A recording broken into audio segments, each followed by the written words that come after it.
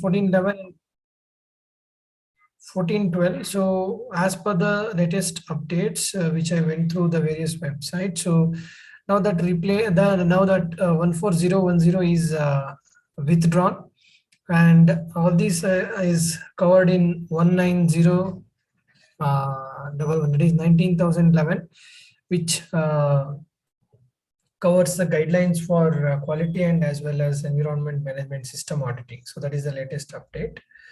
14020, so environmental labels and declarations. So this international standard which establishes guiding principles for development and the use of environmental labels and declarations. So it is intended that the other applicable standard 14020 is to be used in conjunction with the international standard. So this international standard is not intended for use as a specification for certification or as well as registration purpose.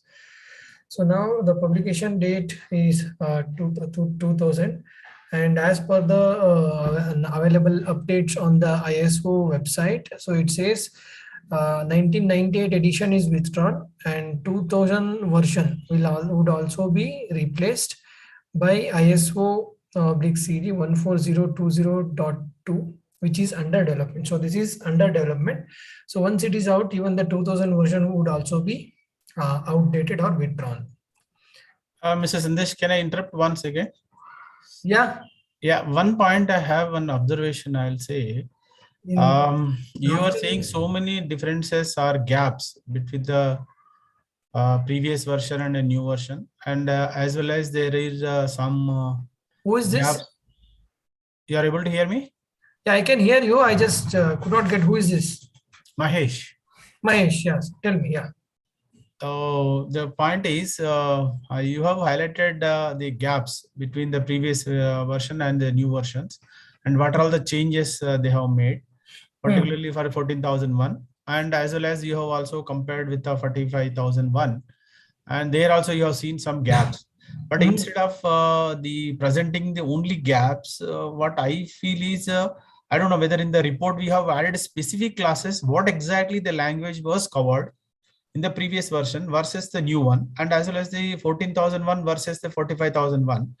That would have been a better, understanding, or maybe I don't know how you are presenting the report also. This is only your quality wise, and you are expressing the gaps. As per the topic, and I think I need to refer the textbook. Yeah, very true. That standard specific classes, you could have extracted that specific classes. What exactly in the old version was saying, and new version how they have modified, and that would have been a bit direct eye-catching. But that will give only the changes, na? Like if I speak only about the changes, like I think it will not give the correct comparison. I think to accompany with that your explanation, you are explaining very well, no doubt. And that specific class. I got your from where you're coming. For example, you are saying like this is the standard 2004, this is the standard 2015. Yeah. What is the exact changes in between these two? Yes. Yes. Yeah. So what I thought was, if I do that, I think it will be very elaborative. I understand. Yeah. But instead of that, some major classes, there may be more than 50 or 100 points would have been changed. Yeah. So I don't know, so many things. Out of that, maybe 5-10 points, these are all the specific major classes. You have said one example, that risk and opportunities, which was not there even 45,001. So this is my presentation. See, if I see, this is the evolution, okay, for 14,001. Yeah.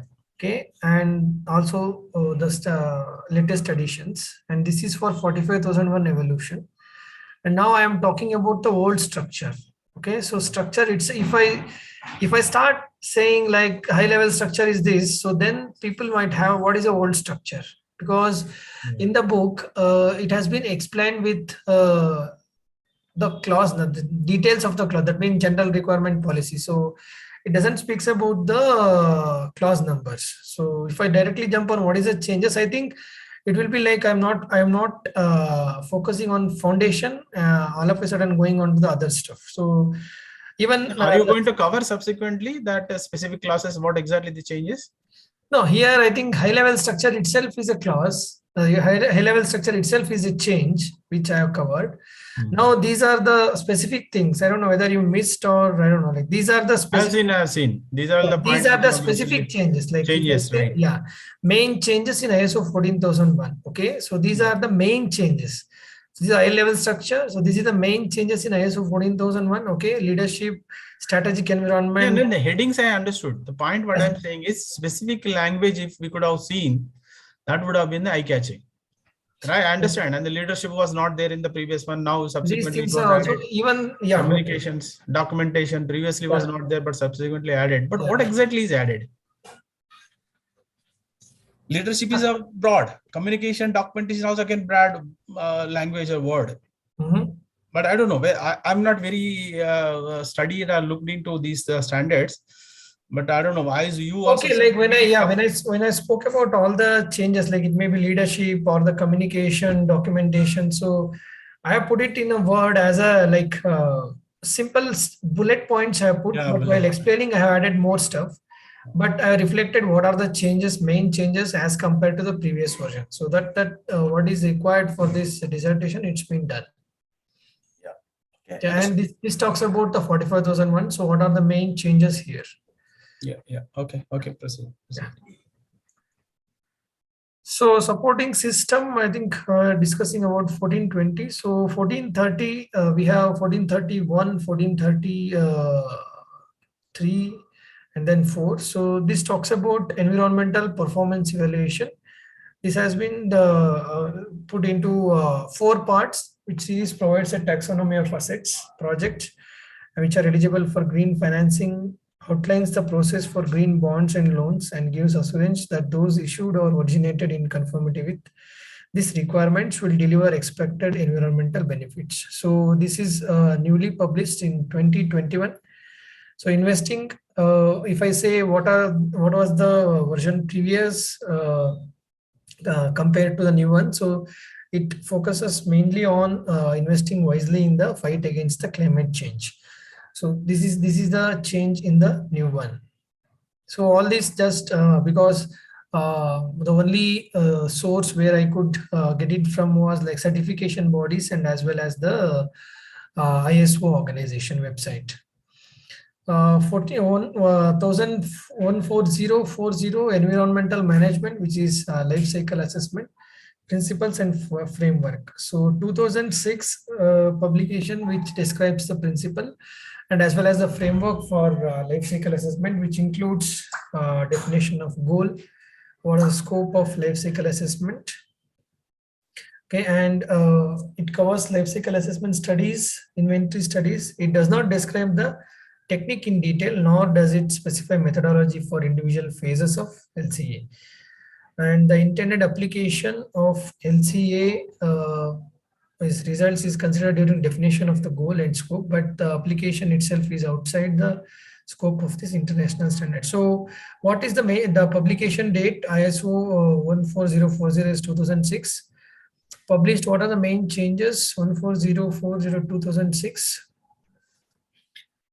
The others like 1997 and 1998 2000. So these are the ones which have been withdrawn and aims at the information which I got it from the website. So it aims at the net on the road to net zero.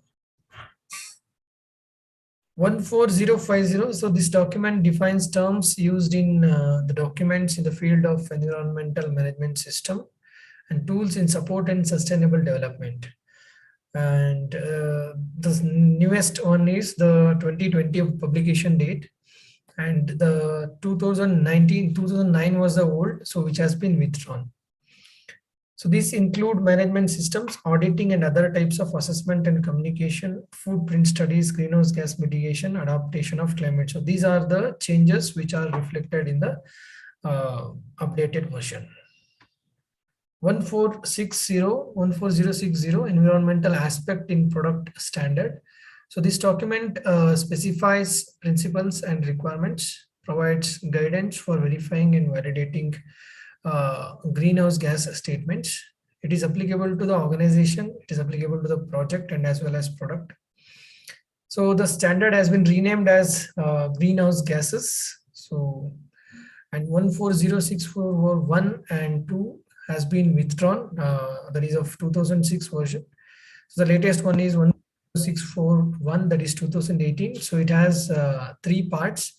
So part one, specification with guidance at organization level for quantification and reporting of greenhouse gas emissions and removals. And the other part, that is specification with guidance at project level. And the other one, specification with guidance for verification and validation of GHG statements. So these are the supporting system standards of 14,000. And what is the latest changes and which is the latest version of these supporting systems. So till now, I just covered on the evolution, gaps and changes of 14 and as well as 45,001. So next further, I think this will create more maybe questions. So as we have a 45,001 2018 version, which is the latest one as compared to the ISO 14,001, which is published in 2015. So what I did, like I just compared ISO 45,001 structure, okay, ISO 45,001 structure with the ISO 14,001 structure that is published in 2015. So which could give the scope for further work. That means maybe in the upcoming, in the future versions, as compared to 2018 version of high level structure with 2015 version. So I could find these terms and definitions may be added, like I could not find like consultation and the workplace, contractor, procedure and incident. So these definitions is not part of ISO 14,001 2015 version. So based on the decision of the member countries and as well as the institutes which work for the development of this standard, if they come across this difference, they might add this in the upcoming ISO 14,001, which could be published in 22 maybe. And under the clause of leadership, so if I compare the ISO 14,001 management system of 2015 with 2018 45,001 standard. So in leadership also these two things are missing, like developing, leading and promoting the culture and formation of committee. So these two things are missing in the under the heading of leadership and commitment in ISO 14,001, which could also come up in the year 2022 based on the decision of the these committees. So that completes my presentation on this. The conclusion, latest version of 14,001 2015 and ISO 45,001 2018 are not only accessible, so they are importantly is suitable for organization of any size as per the new version, starting from a manufacturing industry to any sector. And it's adaptable to the needs of the organization. So references which I have made, so asset risk management, reports of DNV, which is a certification agency, ISO 14,001 management system standard of 2015 and as well as 2004, OSHA's 18,001 and ISO 45,001. And articles which I looked at the same one, and also the things which were published in ISO website, comparing this one with the book published, which we are going through now. Thank you. Any more questions? Sorry for delay because of my system got stuck. It is taking long time nowadays to restart. Thanks everyone for your patience. Yeah, thank you. That was a good one. So anybody is having queries, questions?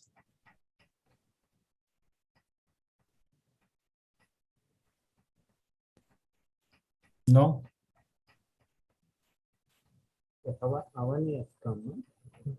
Anyone Sir, can sir, summarize? I have a question. I'm Atanu Ghosh. Yeah, Atanu Ghosh, tell me. Sir, in ISO 45001, in main changes you talked about process based, not procedure based. Can you please explain it little bit elaborately. I didn't understand what is process and difference between process and procedure. Process is something like when I talk about a process, it would be like it will be having a sequence, right? For example, if I take a process starting from the if I say extraction, then transportation, then it goes to production. So it is in a sequence, right?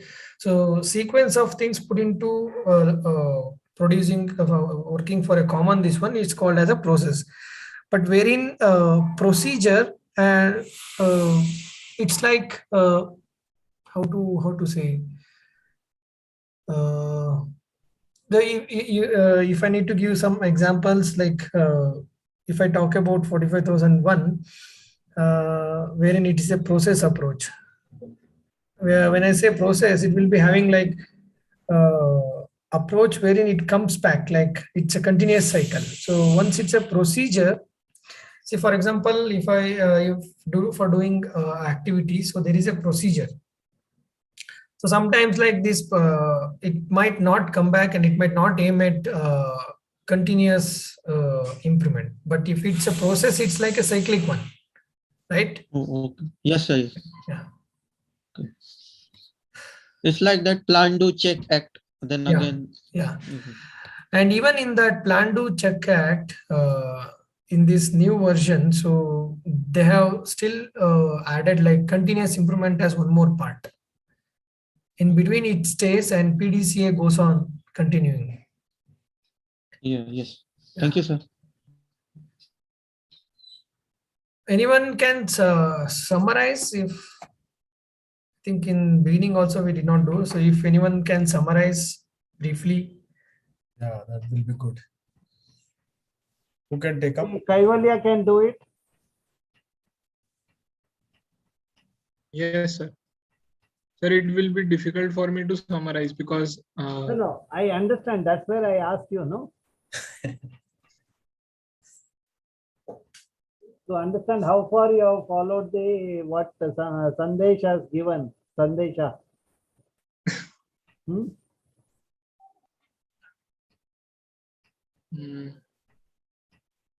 from this session when he started, sir, I won't be able to summarize it. So whatever is possible, Kaivalya, you are always positive. I don't know today what happened. So whatever is possible, please do that, okay?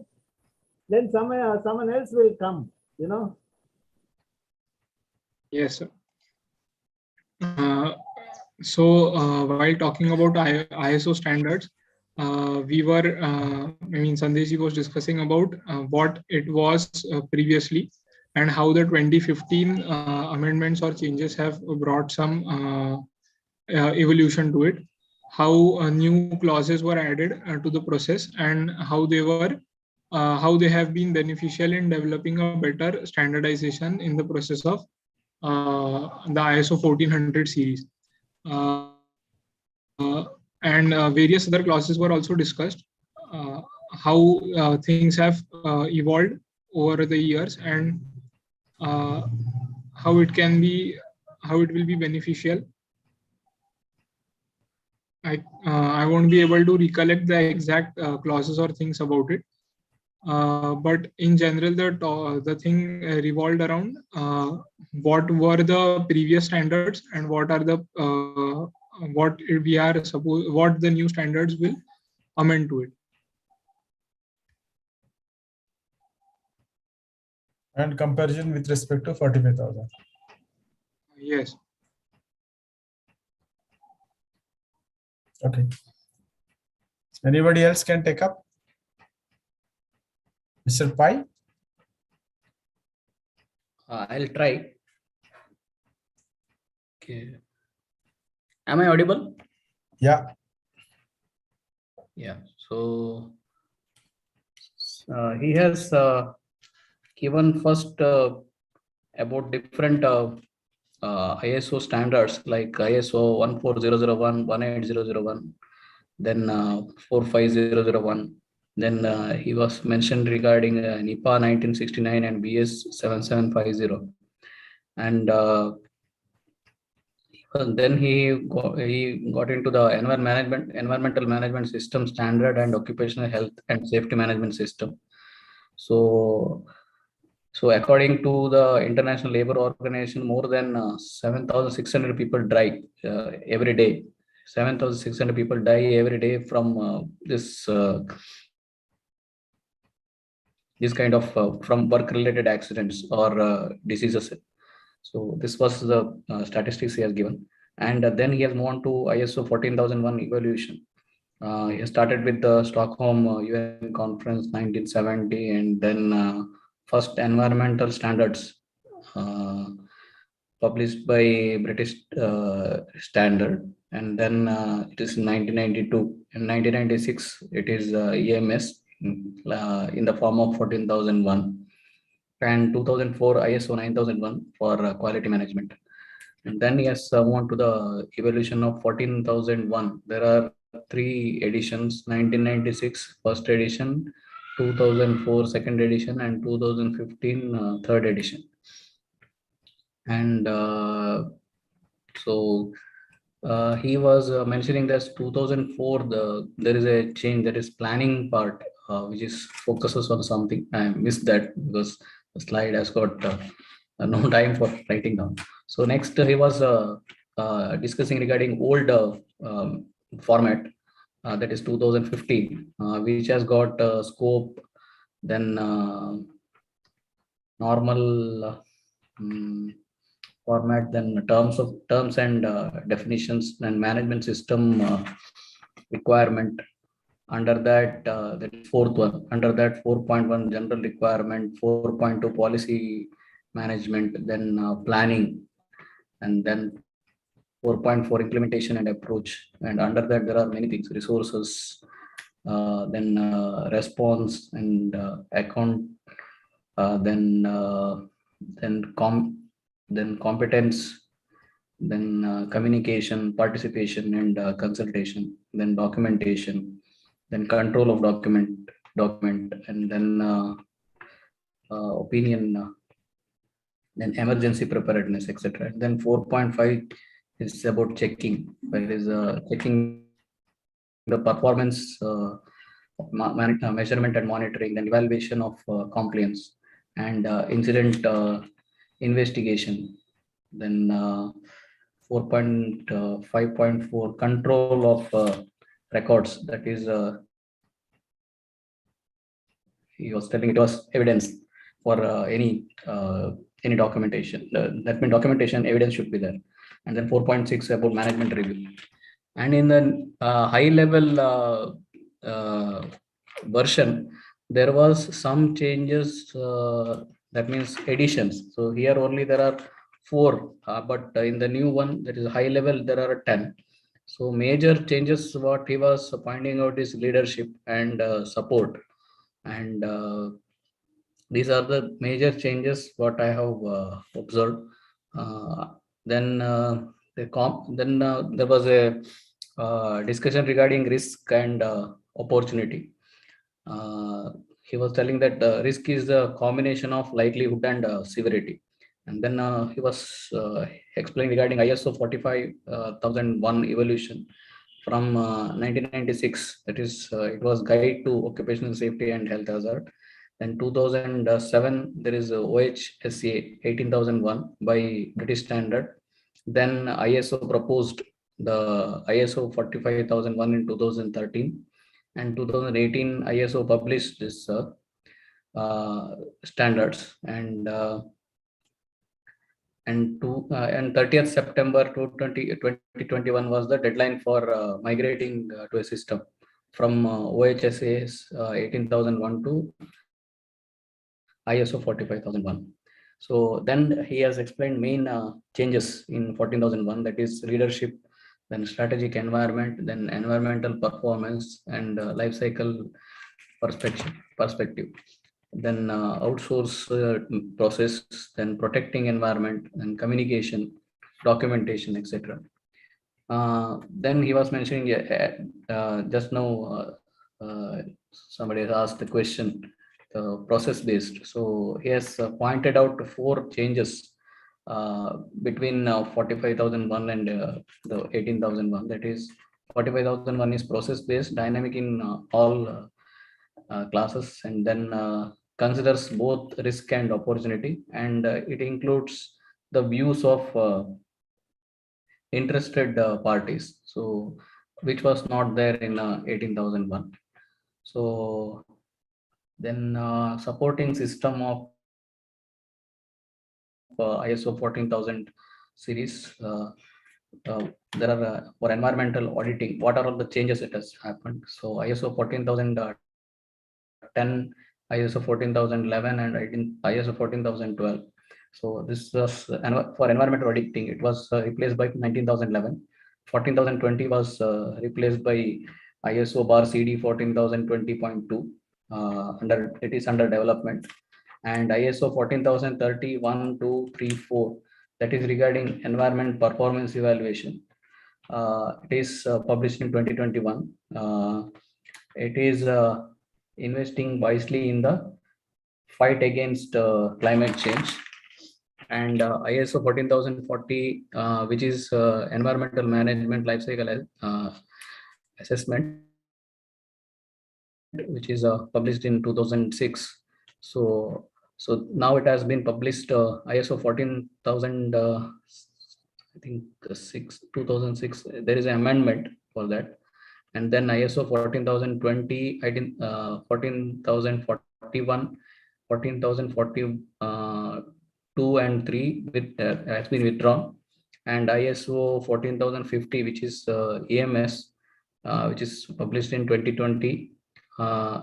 In place 2009 was withdrawn. 14,050 2009 was withdrawn, and 14,060, which is environmental aspects in product standard, so which was published in 2009. The standard renamed as greenhouse gases.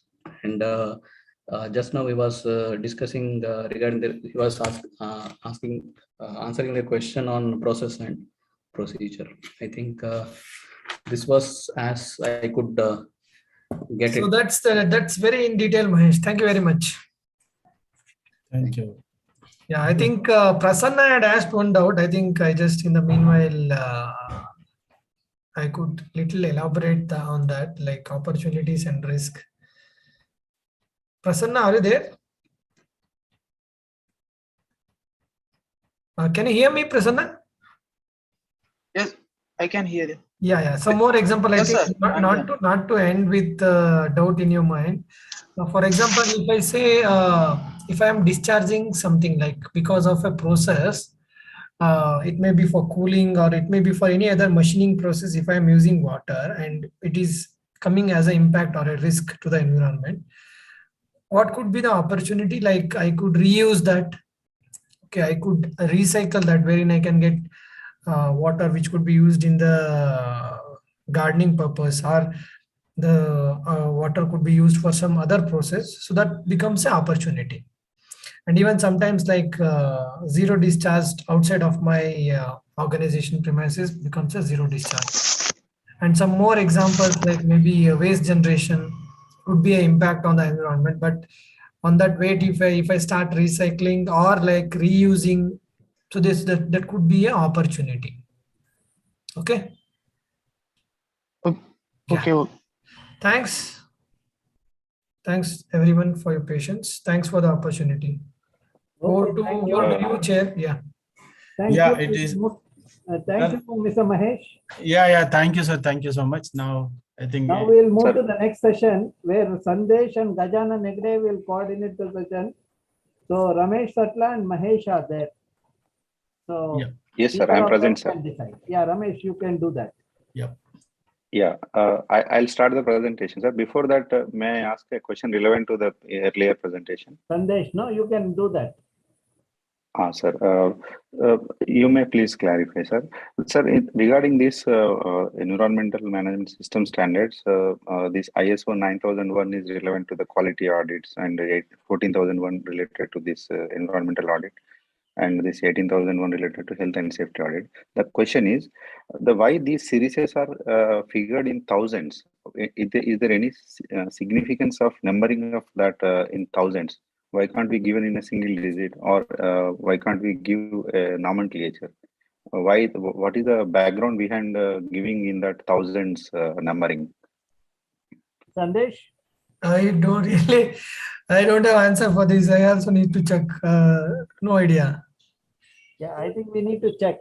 Yeah, Ramesh ji. I think before you finish your presentation, I'll just research and come back. No, Okay, you thank you. listen Thank to you so much. Ramesh presentation also. He No. will answer In the for- meanwhile, like I'll be listening to that. At the background, I'll do that. Okay. In general, my observation is there in previous my experiences, any documentation number, any codes or standards when you are giving, you will anticipate it will go that extent. There may be a 1, 2, 3, 4, 5 numbers will be there. Probably. Yeah, but that's right. But even like when we set up, for example, in my organization, if we develop something on control of documents, we say XXX because Correct. you can go up to 100. Yeah. But when it comes to 14,000, 45,000, do we have really those so many Yes, standards? they have. I think certainly if you look at there, you can very well find in the 14,000 itself. What is the backup? Why they have a series that way? It is very much available. I have seen some long before, but not now. I do not remember even. So they have envisaged, and this will go that extent. The Maybe. website of ISO also has various other kinds of standards. No, Yeah, these are only environmental standards. No, it has, but do we really have so many like 45,000, something like that? If I talk about 45,001 for OSHA's, so do we have like 44,499 stuff? I am just guessing a reason that it might be for future flexibility. They have left. Yeah, that might be the only reason. So however, things evolve and things are to be added. Yeah, very true. A Very new true. That is series only would future not- prospects. This may go over a period of time, hundreds of years down the line. This could be one reason. Yeah.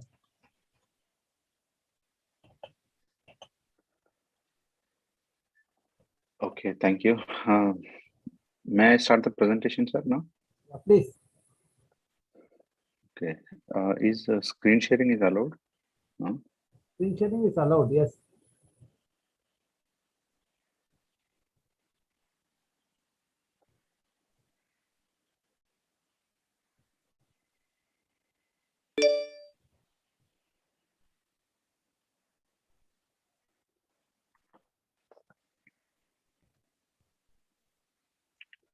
Is my screen is visible, sir, now? Yes, sir. Yes, sir. Yeah. Very good afternoon. My name is Ramesh Satla.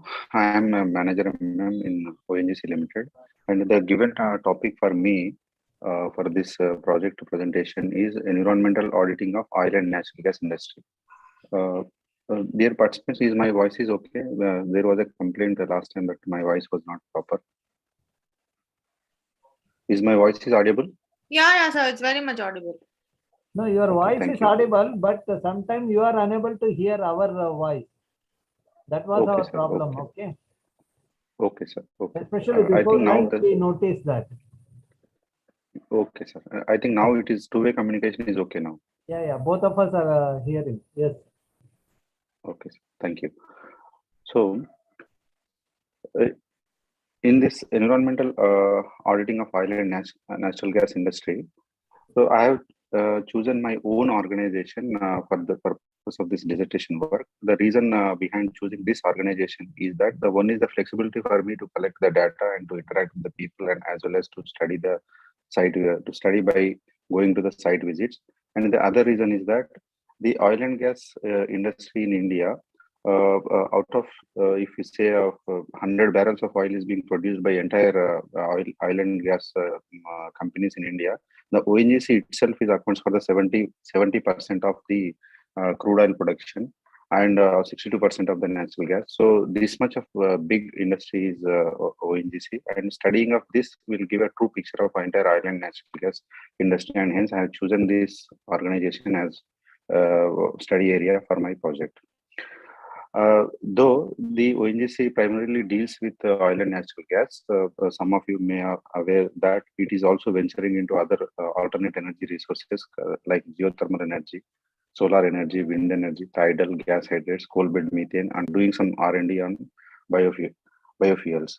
And for the purpose of this dissertation work, I have visited field level and made some field level surveys in one of work centers located in Assam, as well as in Rajahmundry in Andhra Pradesh. So while carrying out this dissertation work, we understood that ONGC has a dedicated department with the name HSC department, that is called Health, Safety and Environment Department, which deals with these three aspects, in which environmental aspect is also being looked after by this HSC department.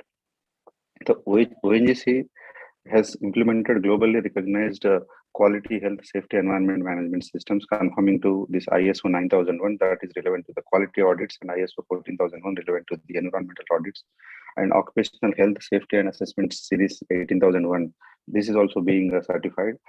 All installations, all work centers of ONGC has been certified under these three categories.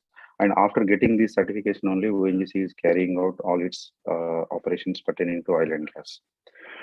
And the corporate disaster management plan also there for looking after the disasters that may happen during the course of operations. So as per the inputs received from these HSC department, as well as we inquire some of the engineers and geologists, geophysicists, drilling people who are fortunately my colleagues also.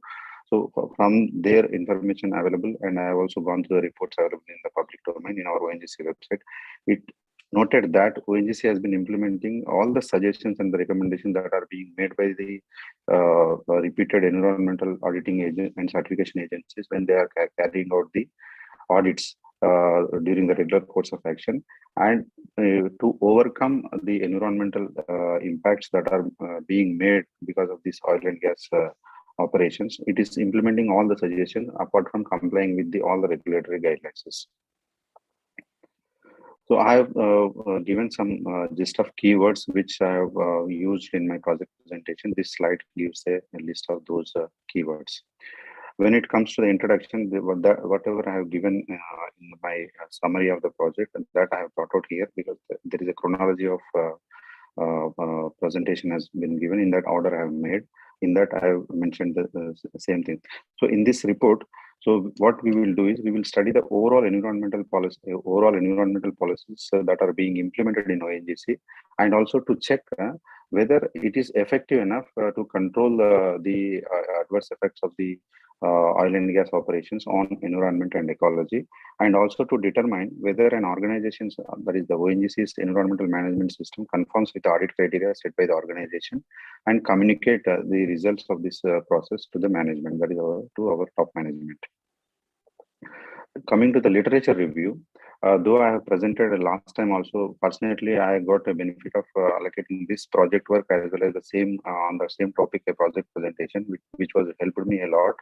I have taken the book written by Vijay Kulkarni sir and our professor Dr. T.V. Ramachandra sir. This has taken I taken as a role what is a base reference book, and I follow step by step while carrying out my project work. Though for the sake of information as well as to the future reference, I have brought a complete text of this chapters. The gist of the chapters I have brought out in the foregoing slides. I will touch upon the main thing so as to save our time. When you come to the introduction to the environmental auditing, how one has to understand what is the significance of the environmental audit. So what we can say put in a simpler term, the environmental audit is a systematic independent internal review to check whether the results of environmental work tally with the targets. It studies whether the methods or means used to achieve the goals or ends are effective. EA involves studying documents and reports, interviewing key people in the organization, assess the level of deviation between the targets. So I have done this. I have done interview. I have studied the documents. I have evaluated the reports, and then I have done this project presentation. And it is also defined as a systematic and documented verification process, objectively obtained and evaluating evidence to determine whether an organization EMS conforms with the audit criteria set by the organization, and for communicating the results of this process to the management. And environmental audits are being used as a tool and aid to test the effectiveness of environmental efforts at local level. So they can be carried out for a number of reasons, including the following: to verify compliance, to review implementation of policies, to identify liabilities, to review management systems, to identify needs, strengths, and weaknesses, to assess the environmental performance. The objectives and scope of environmental audit I have brought out in this slide and the next slide. And in the foregoing slides, I will give what are all the objectives set for my present presentation, and what are the scope I have brought out in the future upcoming slides. According to the literature given in the book, the environmental audits can be classified in the two types, that is the objective-based and the client-driven based. For taking ONGC as a reference, we do both kinds of audit because ONGC itself is a government agency and it has to do some compliance audit because of the statutory compliances. Also, ONGC having a separate department with environmental wing is also there. It is also carries out the internal audit, and it do also engages the independent external audit to check the EMS system is properly working or not. The general audit methodology, this is the literature available in the book. And in the foregoing slide, I will give what methodology I have employed to arrive to carry out my dissertation work. The basic steps involved in this environmental audit is audit preparation, systematic scrutiny or review of a facility, reporting and follow-up. And this diagram gives step-by-step activities categorized in this the pre-audit activities at site, and post-audit activities. This was very crystal clear given in this chapter. This I have given for the reference as well as for the future cross verification. Now coming to the elements of the audit process, the question will come: so what has to be audited and who has to audit? Why an audit is required, and how an audit has to be carried out. When we pose this question, we will carry out the environmental audit in a systematic manner. So generally, what has to be audited during the preliminary stage of the auditing and the preparation stage itself, we will come to a common understanding that what aspects has to be audited, and what are all the general terms of references are there. Based on that, we will decide that what is to be audited, what is not required, and which aspects has to be considered to tackle the environmental impacts, and who has to audit this. According to the literature given in the book, generally the person who is not engaged in that processes, he should be employed as an environmental auditor, so that there will be an independent check when environmental audit is carried out. However, we can collaborate, we can take the collaboration, or we can take the services of the person who is doing that process.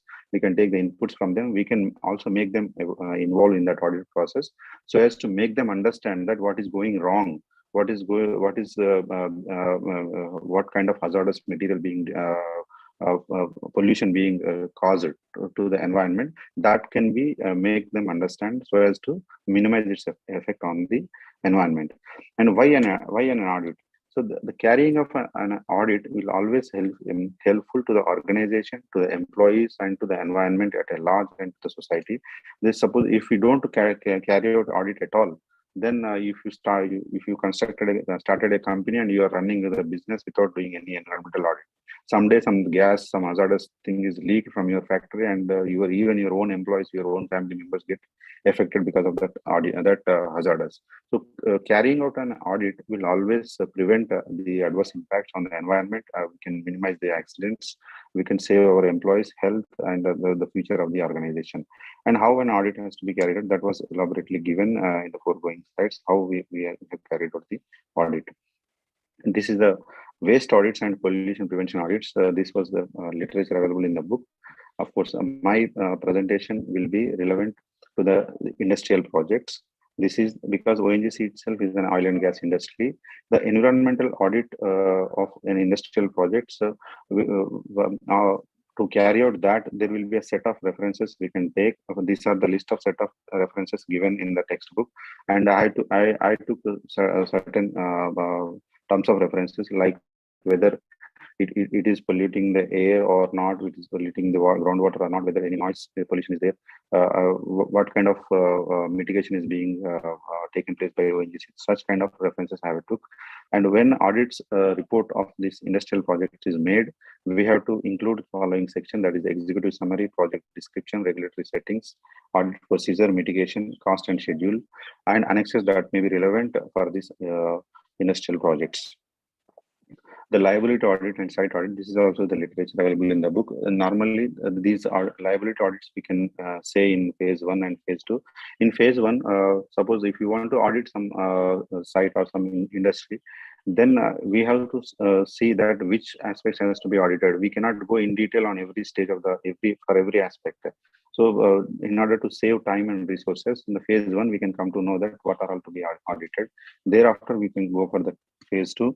At that time, we will do a detailed physical sampling of and testing of contaminants in the laboratories, and if necessary, a remediation plan is developed as a part of or as a follow-up to the phase 2 audit, and it sometimes the follow-up action can be termed as a phase 3 of the phase 3 process.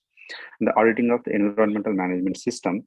An environmental management system audit refers to a systematic and documented verification process of objectively obtained audit evidence to determine whether an organization EMS conforms to the audit criteria and communicating the results of this process to the clients. The EMS audit criteria includes policies, practices, procedures, and requirements such as those covered by ISO 14001 series, and if applicable, any additional EMS requirements against which the auditor compares collected audit evidence about the organization's environmental management system.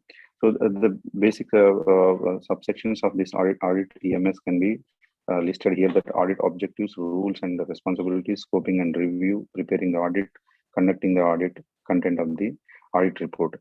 Since we have to stress more on the project presentation, this literature I have given and just I have explained.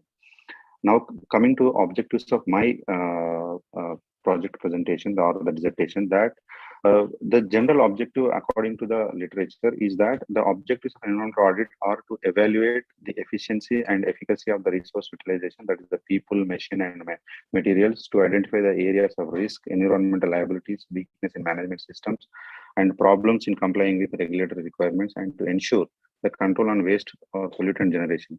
So by taking this as a reference, I studied the following: whether the pollution control systems and procedures in oil and gas industry are adequate or not, whether the emergency plans and response safety systems in oil and gas industry is adequate or not, whether there is any medical and health facilities, industrial hygiene and occupational health is exist or not, and confirmation to the regulatory requirements by oil and gas industry is doing or not, and to check whether overall environmental policies being implemented in ONGC and whether these policies are effective enough to control the adverse effects of the oil and gas operations on the environment and ecology, and to determine whether the organization EMS conforms with the audit criteria set by the organization and communicate the results of this process to the management.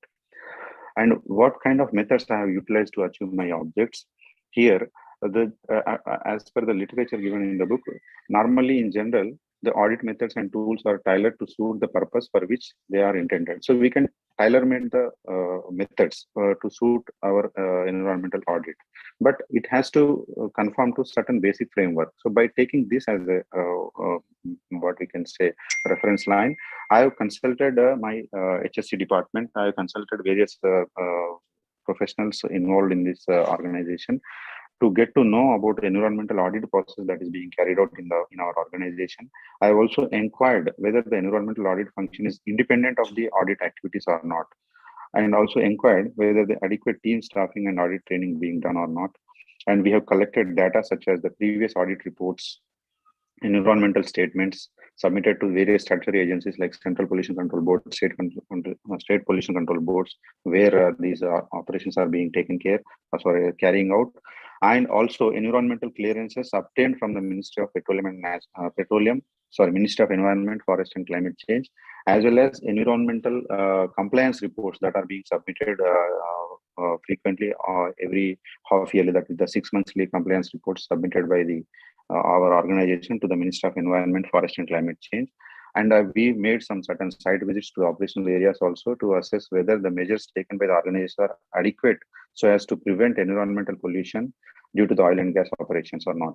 And all this data we compiled, and the information obtained from the various sources has been compiled to make this dissertation report, and I have made some recommendations also. And just to give, in the earlier presentation also, I made a detailed what we can say explanation about my organization in a quick, because to have a line of continuity in the presentation, I will quickly go through the brief overview of my organization for the benefit of the participants.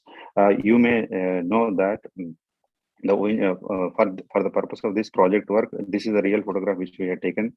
This is an Ongc Assam state office in northeastern part of India. And just to give a glimpse of that how Ongc operations looks, I taken this from my web portal. This is an online operations located in Assam. This is what we can Sakarad pumps, which uses to extract the gas from the subsurfaces.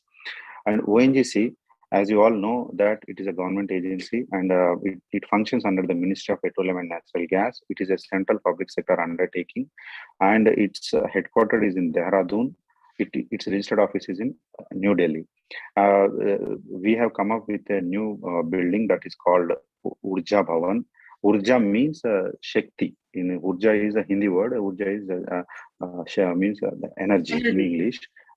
Yeah, Urja is a Hindi word, and its translation is energy, energy Bhavan. For example, if you take Krishi Bhavan for the Labor Ministry, and what we can say for Agriculture Ministry also, Shrem Bhavan for the Labor Ministry, and Krishi Bhavan for the Agriculture Ministry, like the Rail Bhavan for the Railway Ministry. Similarly, for the this Petroleum Ministry, and it is under Petroleum Ministry, and it is producing the energy in the form of oil and gas. So the name was given Urja Bhavan, that is the energy building. And after BJP government came into power, they added one name to my Urja Bhavan, not my other Ongc building. They said Deen Dayal Urja Bhavan. It is near to that in the airport in Delhi, right, in Vasant Kunj. And to give a glimpse of overview, ONGC also operates these online operations as well as the offshore operations. It do the pipeline networking, it do the refining also, it do the drilling, it go to the offshore platforms. So there are plenty of operations being done in terms of oil and gas industry, in the field of oil and natural gas. And what ONGC do in general? So the total production of ONGC accounts for 71% of the India's domestic production. And here I would like to give a brief overview of entire industry, oil and natural gas industry. It is generally classified into three categories. The one is the upstream industry, and the last one is the downstream industry. And there will be an intermediary industry also, that is called midstream industry. So I will just briefly explain to you. ONGC called an upstream industry. The reason for the upstream industry is that because I am basically a geophysicist and having a good amount of knowledge on the geology and subsurface. So in the sedimentary basins of India, normally we extract the oil and gas from these oil and gas reserves. So it is extracting the oil and gas. So it is uplifting the oil and gas from the subsurface. This is an upstream industry. That's called it is an upstream industry. After it extracted the oil and gas through midstream industries, by means of pipeline network or by means of trucks, cars, by means of the containers, it will transport the oil and gas to the downstream industries. So the downstream, who are the downstream industries? They are called Indian Oil Corporation, HPCL, Bharat Petroleum, or the BPCL, and Mangalore Refinery and Petrochemical Limited. These are also subsidiaries. These MRPL and HPCL are the subsidiaries of the ONGC itself. So what they do, they procure the oil and gas from ONGC. From ONGC, it will come to here. After that, what these oil marketing companies will do, these refining companies, they will do the refining in their factories, in their industries. After refining, we will get plenty of byproducts, like we will get the gas, the kerosene, our petrol and diesel, even aviation turbine fuel, cooking gas, even some byproducts like wax, even when you use your petroleum jelly, Vaseline, and even for your shoe polish, these kind of daily usage products also being produced from this petroleum, raw petroleum only, crude petroleum only. And even the last byproduct, that tar, is also used for the laying of the road. So whatever the byproducts comes, it will use for all domestic and industrial purposes in our day-to-day life.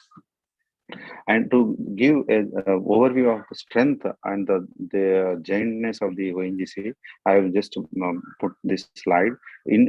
According to the latest statistics available officially in our website, 28,500 regular employees. These professionals are now toil around the clock in challenging locations. Just to give that, ONGC is also a best company in terms of giving an employment, maintaining of gender ratio for the women. Even women employees also working on the platform, they used to come to the fields. They also participate in all the activities. You can see the photographs here, and it do activities in the offshore, it do the activities on the online. Even our engineers and even people from the Northeast also involving in the interpretation and processing activities. And it is very close to the ministry. You see Dharmendra Pradhan, when he was an oil minister, he visited our ONGC platform. He frequently used to come to ONGC's locations. And even the Narendra Modi, he visited one of the new complex set up in Opal, that ONGC Petro Additions Limited. During that inauguration stage, he came and inaugurated our office building there. And all ONGC offices, it's scattered all across India, but the concentration of the operations are along the coastal line, because of the reason that the coastal line is the more prominent zone for the oil and gas industries. And for the purpose of this project work, I have collected the data from the locations located in northeastern part of India, that is in Najira. That place is called Najira, which is located in Assam. The other work center is in Rajahmundry, where I worked about 10 years here. It is located in Andhra Pradesh. And just to give overview that why our office is located in here, this is the NELP blocks. The NELP, there is a definition for the NELP. NELP means the new exploration licensing policy, under which the government of India allocates the blocks, the petroleum and natural gas blocks for the extraction of these crude oil and natural gas under this policy. After BJP government came, this NELP name has been converted into the HELP. The meaning looks like it is helping somebody, but it is having some abbreviation. HELP is Hydrocarbon Exploration Licensing Policy. It is also similar to the NELP only, but to show some changes, to show something is done by the government, they have changed now changing all the nomenclatures of various policies. In that way, they are also changing the policy, that Hydrocarbon Exploration Licensing Policies, by adding certain new conditions.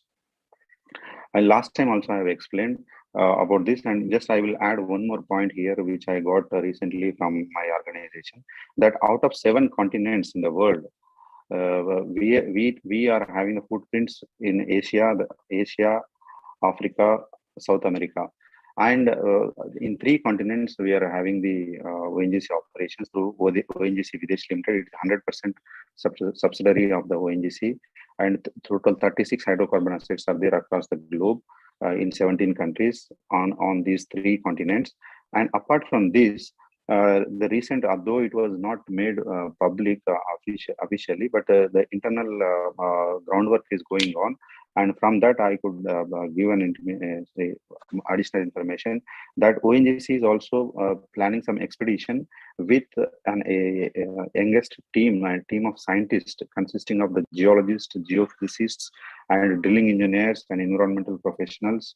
And they are being under 40 years of age, so that their experience can be used as a first line of experts for the upcoming training and upcoming R&D of oil and gas at North Pole as well as at the South Pole of our globe. And some expedition is being planned by ONGC. There already the advanced countries like US, Russia, because they are all close to the North Pole, they are doing a lot of oil and gas exploration activities here in the North Pole. as well as in Antarctica in the South Pole. There is a very prominent places are there according to the preliminary reports available. There is very big scope for exploration of oil and gas, but there are certain environmental hazards are there, environmental constraints are there. So because of those things, people are planning that how sustainably we can like with minimum impact on the environment can we explore the reserves available in the North and South Pole. To study that, a team of professionals from Ongc are being started expedition. It is going to start to the North Pole as well as to the South Pole. One team is going to the North Pole and another team is going to the South Pole. And apart from these oil and gas reserves, ONGC is also with an eye on the future. It is starting investments in the solar energy, that is the renewable energy sources, also in the wind energy and other forms of energy resources also apart from the oil and gas, because it is estimated by the geologists and the geophysicists that oil and gas reserves will not last forever. There at a certain day, the oil and gas reserves may exhaust, and at that time what will be the fate of the future when oil and gas is not available. So then it is also starting to find out the other forms of energy resources for the meeting those scarce condition. It is called gas hydrate. Gas hydrate means when a gas is formed into the crystalline form of ice form, that is called a gas hydrate. The feature of this gas hydrate is that normally any matter when it in the what we can say solid state, when it gets heated, it will convert it into the liquid state, and from there to gaseous state. That is the matter generally converts from one form to the other form. But the property of the gas hydrates is that when it is in the solid state, when it burns, it will directly go into the gas state. There will not be liquid state intermediately. This is the property of the gas hydrates, and the tremendous of heat is being generated. The calorific value is also more in comparison to the crude oil. For the gas hydrates, and the experiments are going on to safely extract the gas hydrates and the coal bed methane. The methane is in the coal beds. The methane is trapped, and sometimes it is not coming easily. So the coal bed methane being extracted by employing certain machines. Even the shale gas is also there. Shale is a type of sedimentary rock. From there, the gas is being extracted. This is a form of fossil fuel resources only, but it is being extracted apart from oil and gas. And there will be an underground coal gasification. This mechanism is also being experimented through R&D of our ONGC. And the ONGC is also venturing into a geothermal energy. Here, just I'll take 1 quick minute to give you an idea, because in geothermal energy, I have made a presentation during my master's in a national seminar, and I'm happy to announce here that at that time I got first prize as a best presentation award. By taking that background, I'll just quickly explain. You know that you might study in your school days that Earth interior has having some layers. The top layer is called crust, and the lower one is the mantle, and below it is a mantle outer core, and this is the solid inner core. So what will happen now when though the representation we show Earth is in the round shape, but it is not so exactly in the round shape. At certain places, what will happen? This magma, it tends to come because of the tectonic and seismic activities. It will come to the near to the surface. So those places are very prominent to set up an geothermal plants. So what will happen now? This, because of this magma, come to here. So because of the magma, the rock portion in the subsurface, it gets heated. The temperature is so high that when we drill one well and pump water, it gets boiled, and it converted into the vapor, and that vapor in the form of steam, it will come out. And when we drill another well near to it, because of the porousness in that layers, the hot steam will come from here. And similar to that coal-based thermal plant, that steam can be used to run the turbine. And because of this electromagnetic induction, electricity can be generated by using that solenoids and magnetic induction plates. So the electricity is being generated here. So here we can say that the amount of pollution that is being generated because of the coal-based thermal plant, and when we compare that to these naturally heating mechanism geothermal plants, It is very minimum. So that's though in certain locations there was a chances of emitting of hazardous fumes, hazardous gases, but when we compare the hazardous gas and the hazardous particulate matter, the PM 2.5 and PM 10 that is being emitted from the coal-based plant, when we compare those, it is very at a very fraction level percentages, and that's why it is being tagged as a green energy. The geothermal energy is being tagged as a green energy. And to do this experiment, ONGC has set up one ONGC Energy Center. ONGC Energy Center, it is a trust being set up by the ONGC to study all these renewable energy resources on solar, wind, and geothermal energy, biofuels. And R&D is being set up by the ONGC, under which it has a collaboration with 7 IITs, and they are doing industry academia collaboration to develop a latest technology for exploration of this oil and these renewable energy sources, which are environment friendly. And ONGC is also going to set up a project in Ladakh, that is here. That place is called Ladakh. Now it's a Ladakh Union Territory. It is formed earlier. It was under Jammu and Kashmir. Now the two union territories are formed now.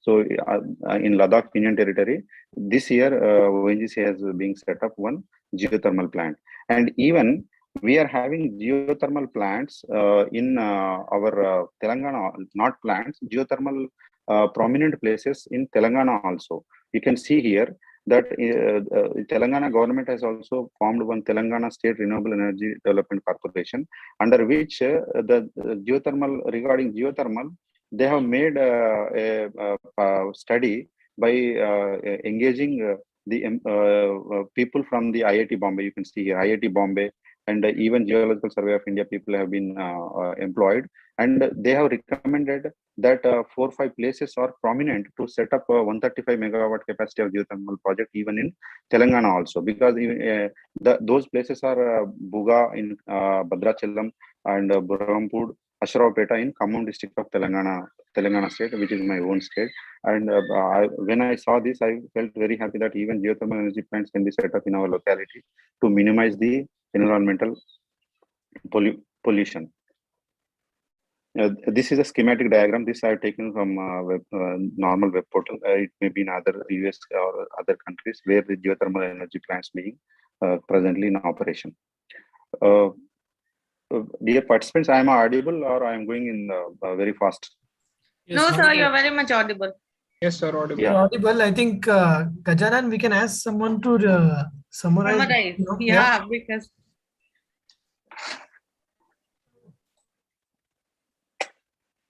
Yes, please. Anybody can summarize. Nayana, can you summarize? Sir, I actually summarized the last time for his same presentation. Acha. Yeah, but I can summarize. Then I'll check with Shampi then. Yeah, sure, sir. I can summarize. Yeah, Shampi.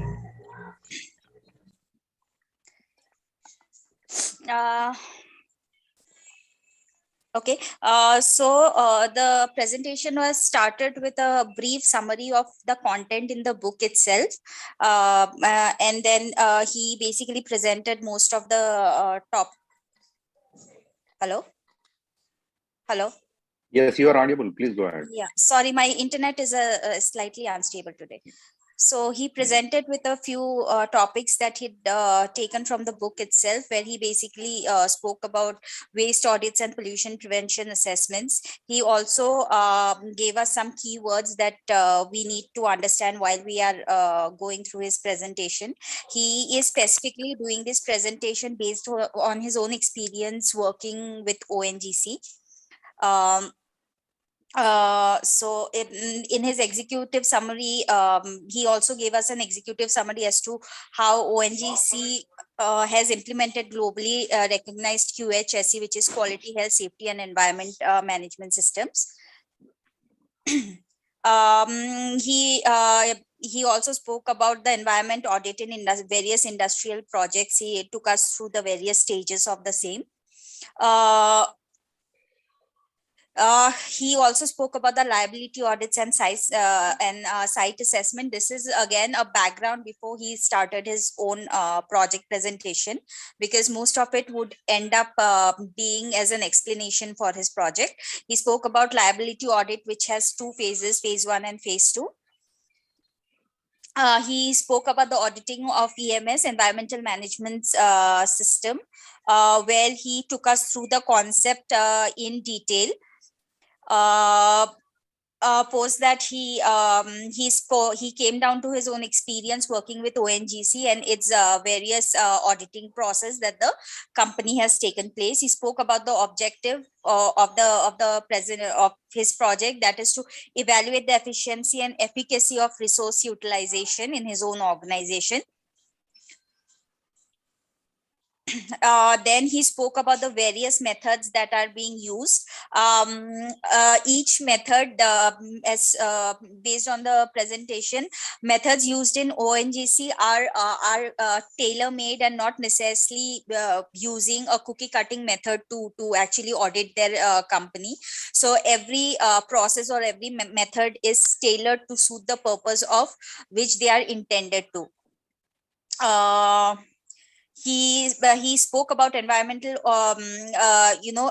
he gave us a brief overview and the study area at ONGC and how it is done. It is mostly done at offshore drilling in the coastal regions. He spoke about that.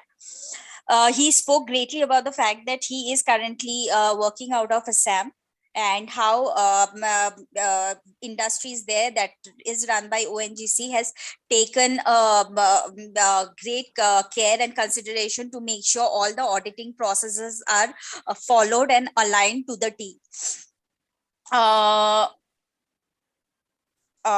Post that he spoke about the ONGC as an Indian multinational company, oil and gas company, is headquartered at Dehradun, and most of it, all the offices that there are in India, it could be in Dehradun, where one of the bhavans is called Urja Bhavan. Then of course there is Vasant Kunj near the airport. Most of the offices have been following the norms to the T. He spoke about how the ONGC is the largest crude oil and natural gas company in India, which is contributing to around 71% of India's domestic production. He also spoke about how crude oil, the byproducts from crude oil, can be used for various other various other things like petroleum jelly. He spoke about how the byproduct from crude oil can be used as tar to make roads, etc. While even extracting the byproducts, the auditing process is being followed to the T. He did speak about the total strength of ONGC as an organization, which is around 28,500 people who are working round the clock in different parts of India. One of the things that he did say is that they have something called NELP, which was later changed to HELP by the government of India. However, I'm kind of right now forgetting the full form of NELP. Apologies for that. He also spoke about how currently ONGC is taking on a possible exploration with two teams to North Pole and South Pole in order to see whether or not they can actually, find crude oil in those two remote parts of the world.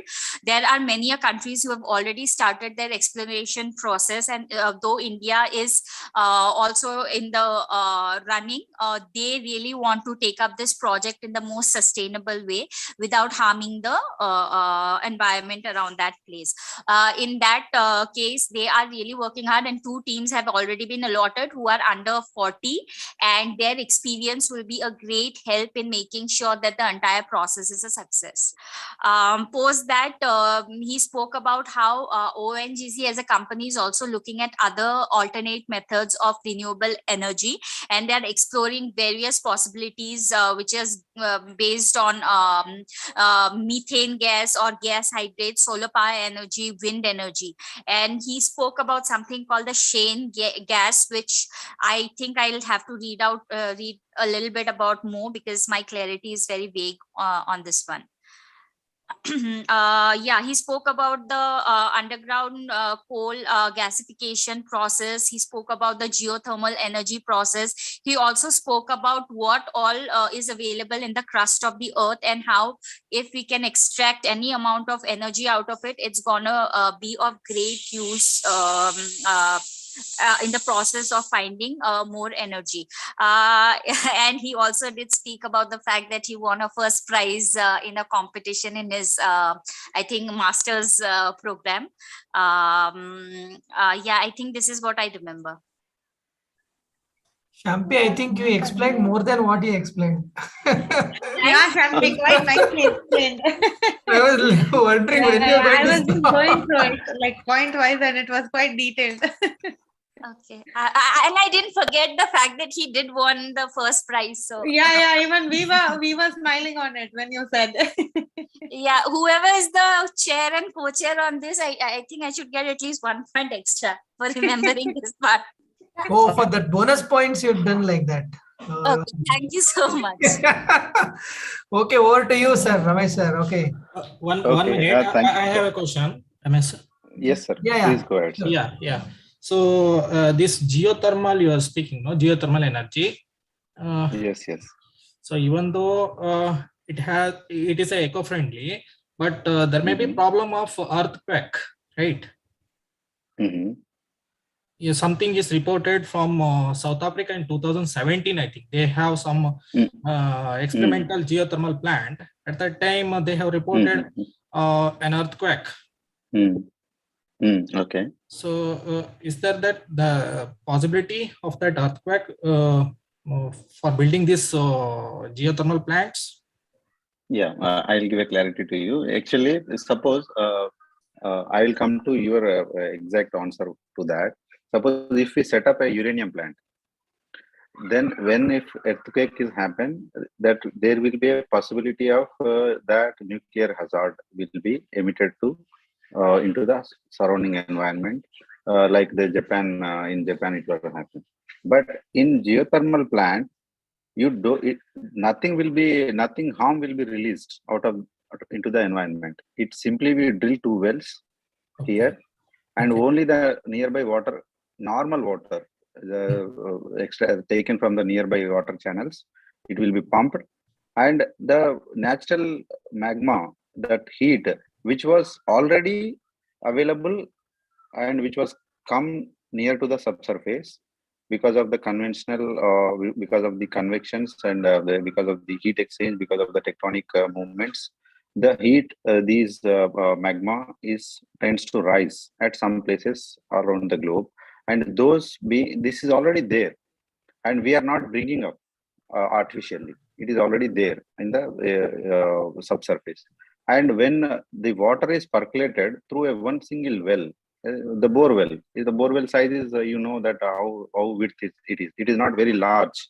The bore well size, one well is drilled, and when the nearby water is pumped here, it will be what we can say boiled, and another well we will be drilled on the same size, the fumes will come. So by virtue of the geothermal plant, earthquakes will not be generated. There may be a seismic activity in that region. The area, the geographical condition, the subsurface itself might be the earthquake prone. Those places, at that place, you construct the geothermal plant or any other plant, even you construct a small house, the earthquake may happen, your house may collapse. But because of the collapse of the geothermal plant or because of the earthquake, there will not be any environmental hazard as such will be released into the surroundings. Unlike the uranium plant, if you construct a coal-based thermal plant, there will be a lot of ash will be generated, released into the environment. In case of uranium plant, lot of nuclear radiation will be released into the environment. But geothermal plants, that's why across the globe, all what we can say prominent scientists, they tagged geothermal energy itself is a clean green energy. Even we term solar energy as a green energy, but few scientists claim that the green tag is not opt for the solar energy. Of course, I am extending the discussion because the solar cells we are using, the silicon and the solar cells which we are using, after it's some every product and every electronic item will have certain what we can say lifespan. After that, this will become an e-waste, and it will be the silicon and that, and it will have some impact on the environment. So how you can tag it is as a green tag, green energy. So that debate is going on. But whereas if you come to geothermal energy, the volume of the percentage of the what we can say hazardous material or the impact on the environment is very minimal if you take any other kind of energy resources. So that's why with regard to that earthquake, by virtue of setting a geothermal plant, no earthquake will be happen because it will not make any pressure on the ground. Simply the well is drilled of normal borewell size, the water is pumped, and because of the pressure, because of the permeability, that fumes will come out, and that natural steam generated from the ground will be used to run the turbine to generate the electricity. Got? What will be the depth of that borewell? Yeah, the depth of the well is not constant in all the plants because it is depends upon the depth of the magma which is available. So once before setting the geothermal plant, we do carry out what we can say these seismic exploration surveys on the ground. We will put some sensors here across the field, and one geophysicist, geologist will be there. Sir, I just They have will, one doubt. Yes. This well is man-made, right? Yeah, well can be drilled. Well is drilled by man-made only. Okay.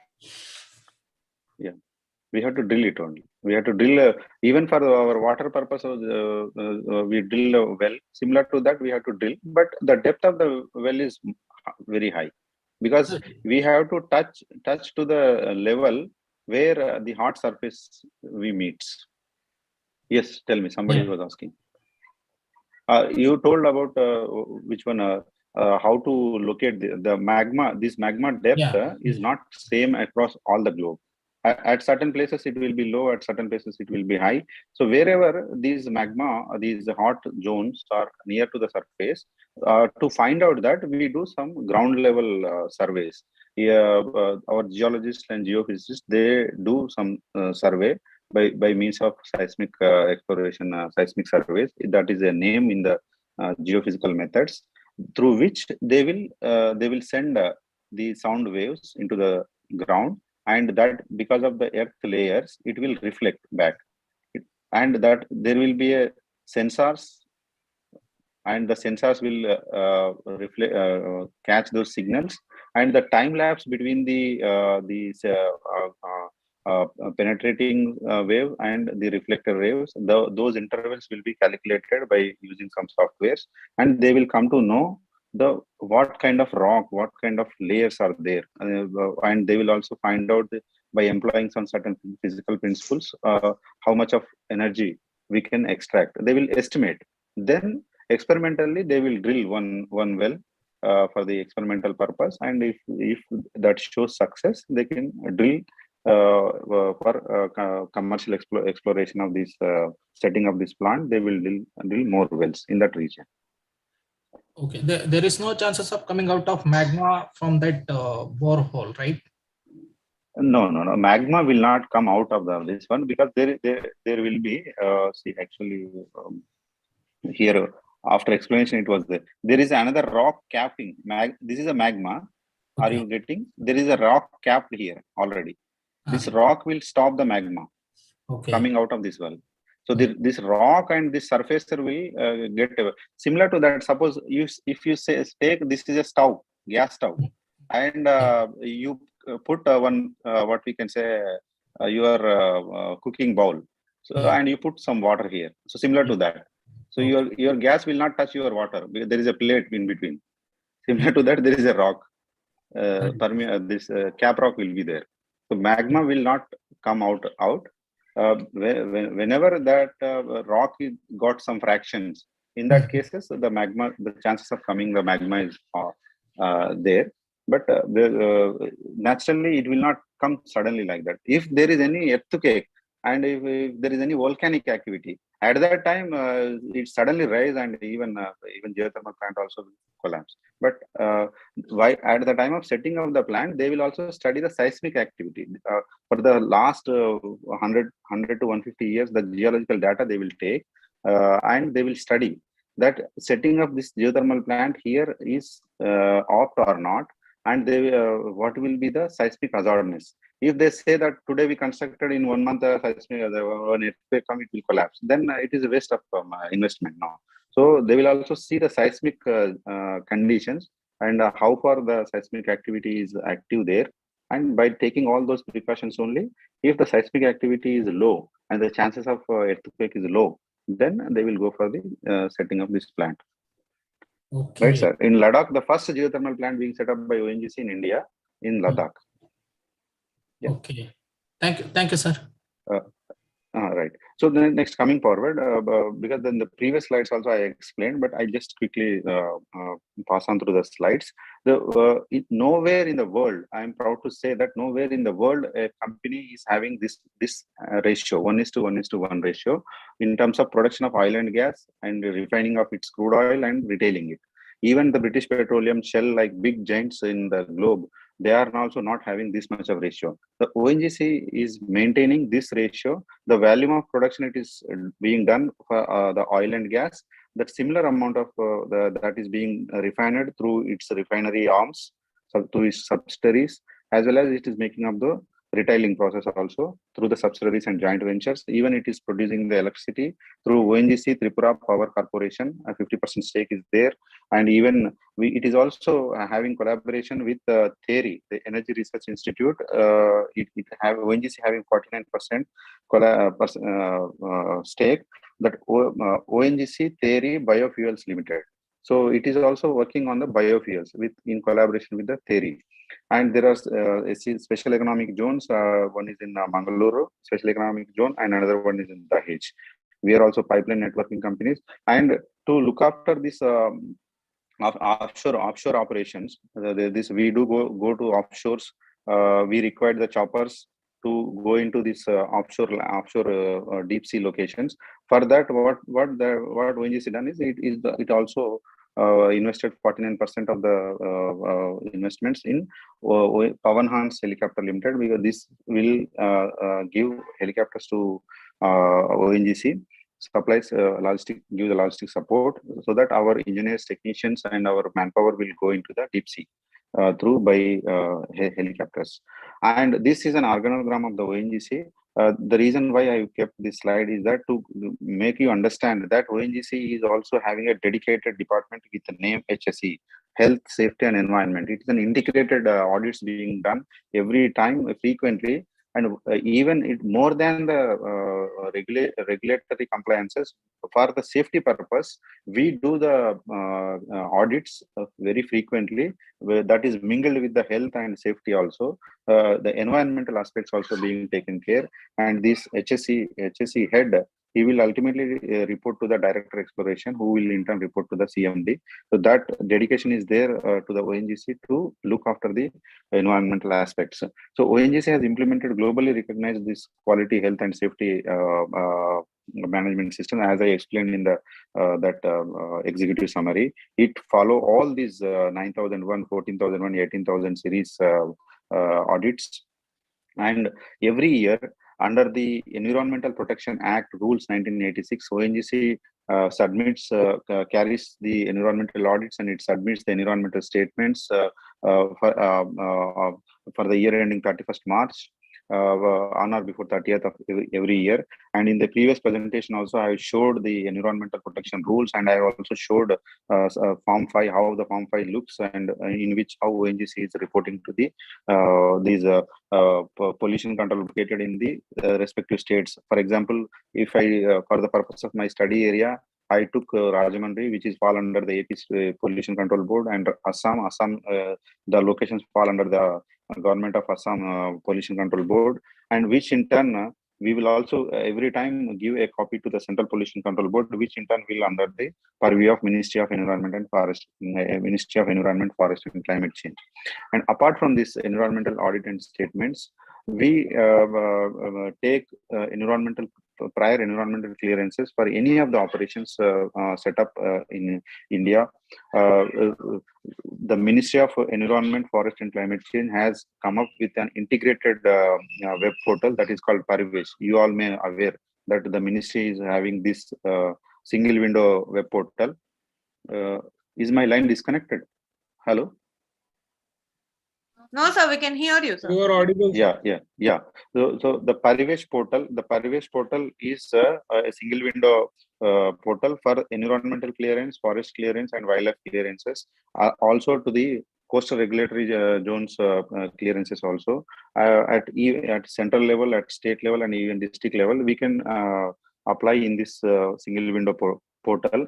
Under this portal, ONGC has obtained environmental clearance. This is the list. Of course, in the last presentation, I have not given because in the project presentation, I can give an updated list. And this list I have taken from my department.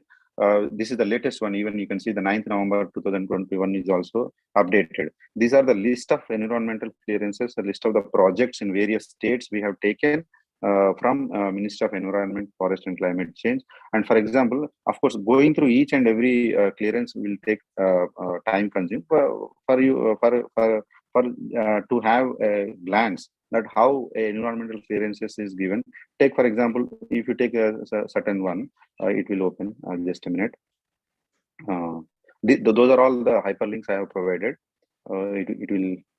It's not opening. Or else we can open, yesterday I opened this one. You see.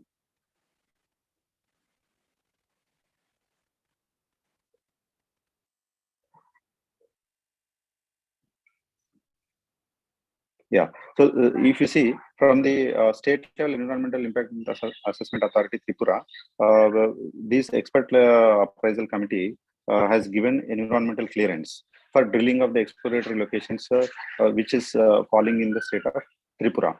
So see, in this format, these statutory agencies are giving clearances to ONGC with certain terms and conditions. We have to follow these set of specific conditions while carrying out our operations. And you will also interested to know that every time whenever the environmental clearance is given, you see the serial number 14 here. So at least 2% of the total cost of the project shall be earmarked towards the enterprise social commitment and used for installation of reverse osmosis plant for drinking water supply and solar panels in the nearby villages. Implementation of such programs shall be ensured accordingly in the time-bound manner. So whenever we go for a project clearance, the Environment Ministry will ask us that out of the total project cost, the 2% has to be allocated for the developmental activities in that vicinity, and also towards the mitigation of the environmental impact to control the hazards that is being generated from these activities. And all these clearances are again subjected to the net gone. I think because of the network, it's not open, it's again gone. So all these environmental clearances are subjected to the water, here I shown subjected to this Air Act, Water Act, as well as to the hazardous waste management and handling rules. Whatever the environmental clearances we get, those are subjected to these acts only, and we do follow the regulations and the rules under these acts. This is pertaining to the 2021. And similarly, I took for the last 3 years. These are the list of environmental clearances for the various operational areas in the year 2020, as well as in the 2019. This, if you see the number of clearances we taken from 2021, the list is very high. And 2020, the list is very low. And again, 2019, considerably high. The reason was actually because of the COVID, all our operational was shut down for some time. At that time, the environmental clearances was also obtained in very slow pace. That's why the number of clearances in the 2020 was very less. And this is the official list I have extracted from my web portal. That's why all our URL links, even if you click on the link, you can see the clearance given by that ministry. All links are attached. All the clearances have been attached here. And apart from the clearance, after getting the environmental clearance, we do comply those norms, and we do submit a half-yearly compliance report. For example, this is a half-yearly compliance of environmental clearance of drilling exploratory wells in Tripura.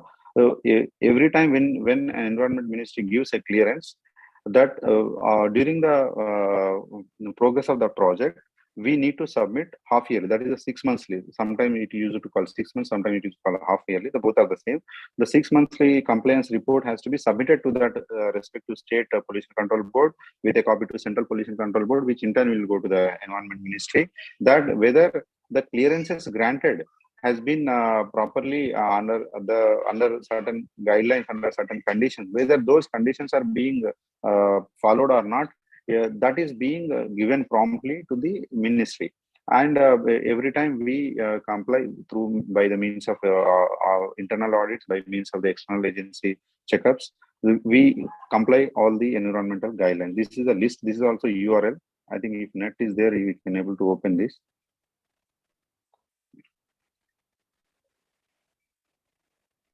You see the compliance report submitted by our Tripura office. Here, to whom it was submitted to the Ministry of Deputy Director General of Forests, Ministry of Environment, Forest and Climate Change. Here we have given that what compliance was there. For example, the rule, the condition was, special condition was given at the time of granting the environmental clearance was that, as proposed by the project proponent, zero liquid discharge shall be ensured and no waste treated water shall be discharged to any surface water body or sea and or land domestic sewage shall be disposed of through septic tank or soak pit. This was the condition given. So what was the compliance status given by ONGC? That drill cuttings are disposed of in HDP waste pits, and waste-based mud is being used, which is non-hazardous in nature, and samples are testing on regular basis. Latest sampling and analysis cutting was done in February. So we give even the activities being done by based on these clearances. Also, what compliances we are doing, and similarly, you can see that the disposal of solid waste, drilling cuts, and drilling fluids in secured waste pits. HTP impervious lining is provided in the pits. Only water-based drilling mud is used.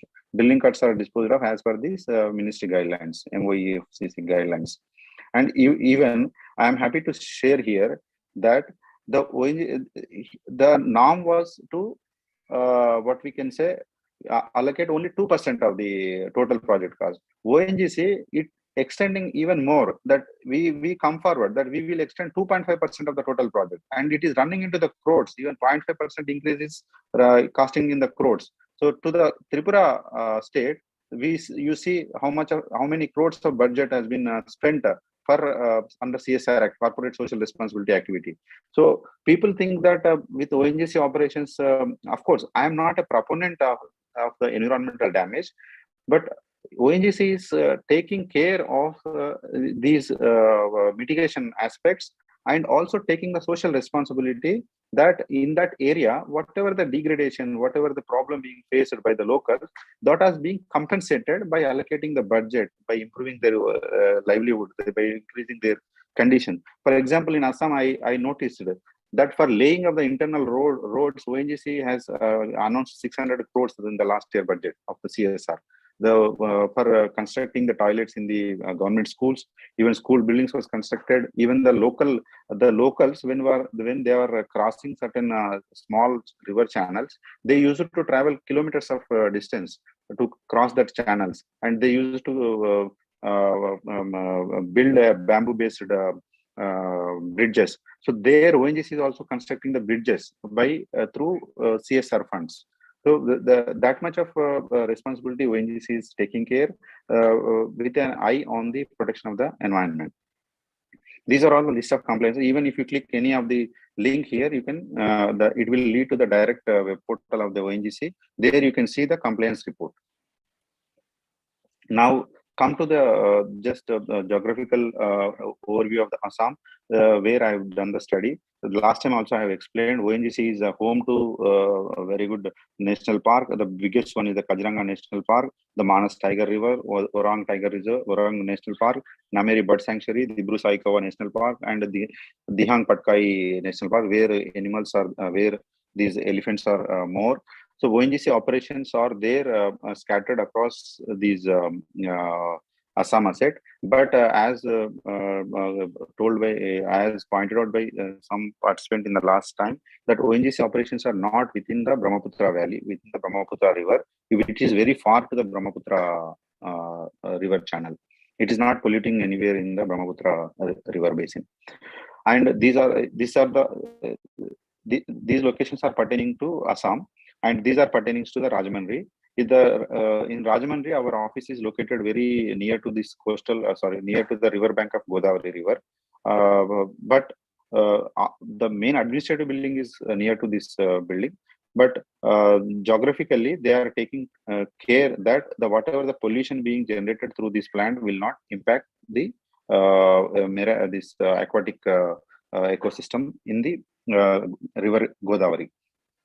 And in Rajahmundry, the onshore operations also going on. That onshore means that is on the land, as well as in the sea also, in the Bay of Bengal. This is offshore ring in the Bay of Bengal.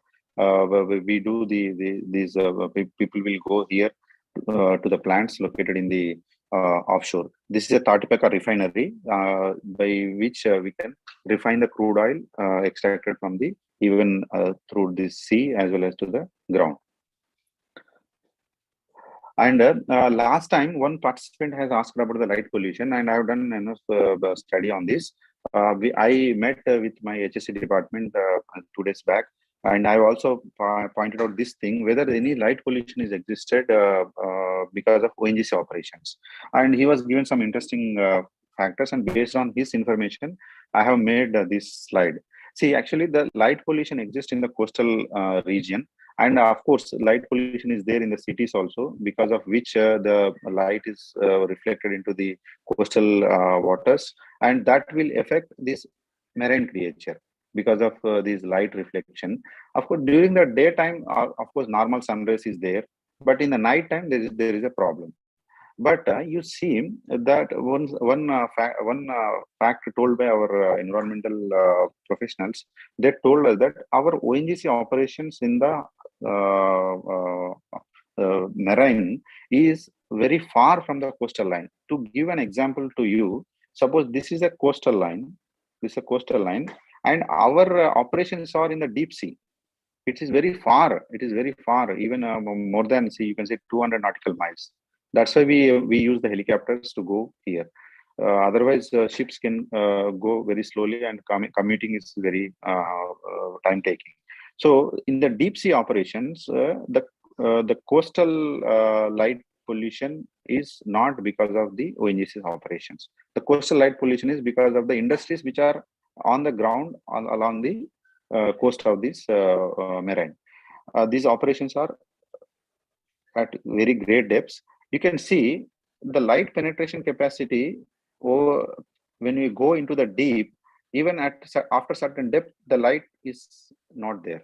So the ONGC operations also at greater depths on the ground and at the deep sea level. So the impact of the light pollution is minimum. We cannot rule out completely that ONGC is not at all causing the light pollution, but the amount of the pollution that is that may cause, if at all, due to light pollution is very minimum. But because of the coastal light pollution, there is effect on the aquatic animal, and these zooplankton and phytoplanktons, they are affected because of the light pollution. But I told them whether I asked them whether there is any what we can say audit is going on whether the light pollution is there really affecting or not. Then he gave me the answer that with regard to the light pollution, as such, even in the what we can say, whatever the clearances being granted to ONGC, there also the light pollution. With regard to light pollution, there was no terms of reference, but he taken it in a what we can say in a positive way, that in the future terms of references for the next financial year, he told me that in a positive way, we will take this light pollution as one of the terms of reference when we carry out the auditing, environmental auditing for the our deep sea operations, and to also, if required, that there is a significant environmental pollution that may is also exist. If they find in that auditing, they also what we can say given what explained me that we will have some industry academia collaboration, that how far this light pollution may affect on the animal creature because of the ONGC operations, and what will be the best remedial action. So those words those comments he made regarding the light pollution. That one question regarding this, the last in the previous session, one participant has asked. The other question was also whether water cess is there or not. Ramesh, So water may I cess. interrupt? Yeah. Apologies. This is Shompi. I had asked this question yesterday regarding light pollution. Yes. I am grateful that you took it up with your authorities and they have assured that they will be taking up, in next year's assessment, which is a great thing. But one thing I would like to add to it, because I might forget at the end of this session, is whenever you discuss this with your authorities the next time, it's not just about light pollution in terms of light emitting, the unnatural light emitting into the sea. It's also the heat that is generated from the light. Okay. So there are three aspects to light pollution that they'll have to consider, because I had done an assessment at Dhamra port and we realized that it's not just the light, it's also the heat that is generated from the light. That causes a lot of problems. Dhamra port is because of the port operation or because of the oil and gas operation? See, we went to Dhamra port and we were doing the assessment for the port. This was about 5 years back. But the port operations is of logistic operations, no? You mean to say? No. There was a lot of protests that they shouldn't be doing it, because close to that, of course, there is the olive ridley nesting area. But when you do talk to the authorities, what I'm trying to say is there are three aspects to it. Light pollution, obviously there is light emission, there is heat emission that really needs to be taken into account, because after sunfall, the weather is supposed to be cooler, right? But with so many artificial light, the weather actually starts in the surrounding place to get heated up. So that causes a lot of problem, not necessarily to the marine wildlife, but other species that are there in the surrounding area. So these are the three aspects that maybe you can check with your authority next time when you speak to them. Yes, I'll bring these suggestions to my environment department. But as you say regarding the heat generation while drilling, but it is being done in the heat generation not during drilling, sir. Heat generation through when artificial lights are lit. And these lights are not very small, sir. They are big, humongous lights, right? So these lights emit certain amount of heat, which is actually very bad for the surrounding environment for other species as well. So if you do a bit of so research, you mean to say the lights like this, lights like this? They have to figure out an option to have lights which emit less heat. There are a lot of efforts being made in Sweden to come up with lights that emit less heat, because nightfall is meant not to be warm but have to have a decent temperature. So these are a few things that whenever you speak you can touch upon. Yes, I'll bring these suggestions to them. But my doubt to you, Michael, when heat fallen on these what we can say waters, the light penetration is also not that much of depth. It after certain depth, it is not going, and at the that's what the larger problem is. We assume that as human beings, animals are also supposed to understand the measurements and tape and inches and centimeters, right? And this is our problem with human mind, that we believe that animals are supposed to restrict themselves to No, the no. See. See. Don't think that ONGC is not caring about the animals. It is caring about the animal, and wherever. I'm not talking the, ONGC. I'm talking about the no. human mind in general. Yeah, the human mind also. With an eye on the environment, operations are being taken care, but I am not supporting the polluted related activities, but whatever, because the organization itself is what we can say running for the energy security of the India, and for that it is doing its operations. True, So that I'm not arguing. as you suggested that with the human brain, if we may tend to um, overrule that these creatures has to go underground so that the light is not passed to them. They may surface creatures also there, and you are saying that these light may fall on these and it will affect. So it is not a question of may anymore. It does, sir. There are a lot of research. There is one very interesting documentary. If you have time, watch it. It's called Seaspiracy. It talks about certain things, how human activity, when we take up, we believe that animals are supposed to restrict themselves to these measurements. But animals don't understand that. Even for marine life, we believe that because light is not penetrating after a certain point, animals are not supposed to come up to the surface level, which is wrong. If you know, a lot of animals, even marine animals, come to the surface level sometimes to breathe, sometimes for production, etc. So for us to say that this is how it should be, and we are basically trying to redesign their entire life, which we obviously cannot.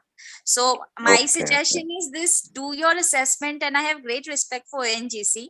Obviously, they are giving us energy, but having said that, take it up with your authorities, because I'm pretty sure they don't care and they don't want to know about it either. No. See, if they don't care, they would not have given the reply to me. See, the moment when you ask the question, not I about went there. Reply, sir. Ramesh, I'll tell you what. I am from Guwahati, Assam. And I have stayed very close to ONGC, and I know how it works. You are an employee of ONGC and you grow salary. Which office you visited, ma'am? I don't have to visit. I stayed near the refinery.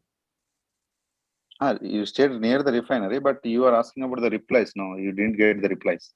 No, I'm not saying I didn't get the replies. I know about how ONGC has been working. But that debate aside, I think I will not take any more time.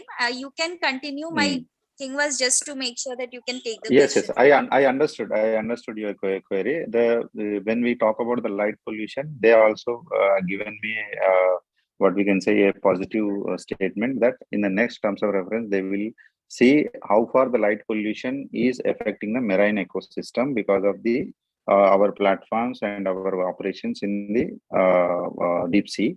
And I will, in the what we can say, we do regularly interact with the people in the HSC department. In the next course of meeting, I will also add this. You now raise like given an observation that the temperature which is generated, the heat which is generated because of the lighting in the coastal regions, that is also harmful to the marine creature. And I will also give this suggestion that how far this can be minimized and what are all the ways for that. By the way, I added this one in my recommendation also based on your suggestion. Thank you so much. Hello. Welcome. Yes, sir. So the other welcome. So the other participant was also asking in the last presentation that whether any water cess were being levied on ONGC operation. Dear friend, I also discussed with this my department, HSC department. They told that 3 years back, I think from the Environment Ministry, they got a notification that ONGC's operations are for the energy security of the India. So they waived off the water cess for the ONGC operations. And coming to the other kind of pollutions in oil and gas industry, there are oil spillages. While drilling also, this oil will come up because of the high pressure, and that will harm the marine creatures, even the birds which are come for the nesting. And you see, because of the drilling of this is a schematic one. When the drilling operations are going more and more, the population of the marine is depleting. Here you see even these terrestrial birds also reducing.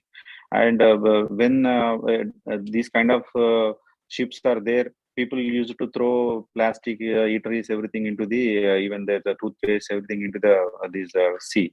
That will also harming to the environment. So what it is done is that to control these kind of pollutions, they are maintaining keeping a provision that the waste cannot be discarded throw into the sea. This condition was kept in our standard operating procedures, that no waste should be discarded, so which will be impact the marine creature. And with regard to the what you can say oil spillage, you see this is a report came in a news that because of the Ongc offshore oil field in Bombay, near Bombay, one pipe got ruptured and so much of oil was spillaged. And immediately, being a responsible towards the environment, our people rushed to the sea, and with the help of coast guards and navy people, they pumped out these what we can say oil spillage from this coastal line. You see how the people are working to remove these oil spillage. And sometimes even when the ships are collide with each other, also this kind of spillages happen. The people are working that these accidents will be minimized and the oil spillage will be cleared at the earliest, so that the marine creature is not affected. Even when oil tankers are transported through sea route, sometimes because of the tides or because of the collision, because of the failure in the that ship container, if it is fallen, this oil spillage problems will come. So ONGC is having a dedicated team in the marine operations, which whenever there is an incident of oil spillage is happened, they rushed and immediately reported to the coastal and coast guards and the marine officers, so as to take it out, these oil spillage. And now coming to these latest developments taking place to control to mitigate the pollution on the environment because of the oil and gas operations. So you see, the last time also I explained that Government of India has come up with a policy that all our existing vehicles engines has to be upgraded from BS4 Bharat Stage 4 to Bharat Stage 6.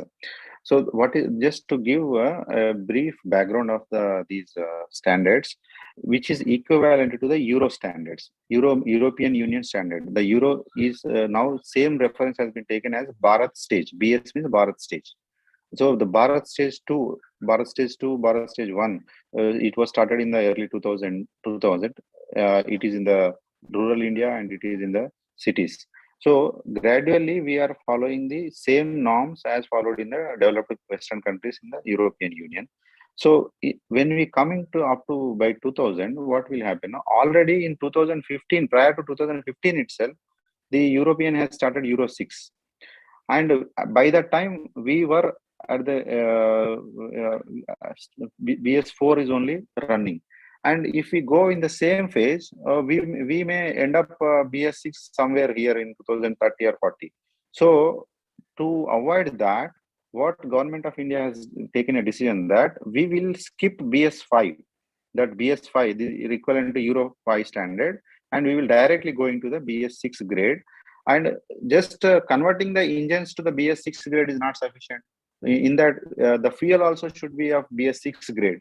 So for that, what they did is they given what we can say instruction to oil industry that you convert all your existing installations, oil refineries, so that your productions and installations will produce, refineries will produce BS6 grade fuel. So that the engines after automobile companies, they will start manufacturing BS6 grade engines. Then your fuel is also readily available to use in it. And the advantage of the BS4 to BS6 is that it is one thing is that we have to compete with the advanced economies. Yes, sir. We have to compete with the advanced economies. The second thing is there are various advantages. I will show the sulfur content released in the BS4 grade is 50 ppm, parts per million. When you see the BS6 grade, it is falling drastically to the 10 ppm. The amount of sulfur. Are you people Yes, sir. around? Yes, sir. Yes, sir. Sandesh? Yes, sir. Yes, Yes, sir. sir. Yes, sir. Sandesh and Gajanan, are you people around? Yes, sir. Yes, sir. You are not moderating the thing. The time we are getting the thing, you know, it is already 4:10. Let us do one Oh, thing. We'll sorry. give a break. No, you Okay, need sir. to, as a people, you have to moderate the session. Oh, okay, sir. Topic. Mr. Ramesh is also repeating so many things again and again, okay? Yes. Oh, sorry, sir. Okay, we'll give a break so that when we rejoin, we will have a better session, okay? Okay. Yes. Oh, sorry, sir. Yeah, we'll take a How much break time now. more allowed to me, sir, so that I'll cut short the presentation? So 2-3 minutes is okay, but we'll take a break now. Because there are many people Okay. are sending message to me, asking me to intervene, okay? Oh, sorry, sir. Sorry, sir. Okay, Then okay. I'll cut short the presentation. Yeah, that's where we'll take a break so that you can plan not more than 5 minutes, okay? Okay, sir. Fine, sir. I'll finish it up in 5 minutes. Okay, okay, thank you. So we'll take a break now. We'll reassemble at 4:30, okay? Okay, sir.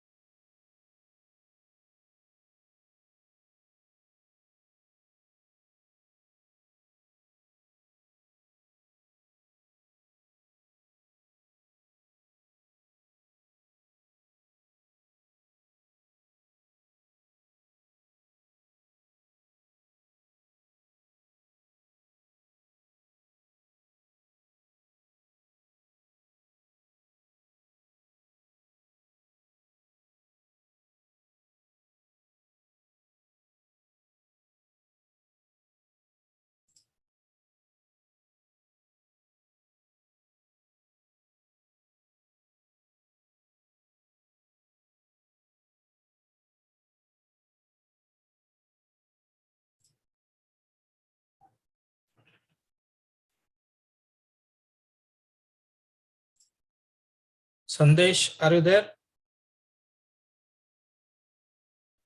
Yeah, I am there. Who is this? Gajanan. Gajanan, ಹೇಳಿ ಏನ್ ಸಮಾಚಾರ? Shall we start? Yeah, Ramesh should be there, right? Yeah.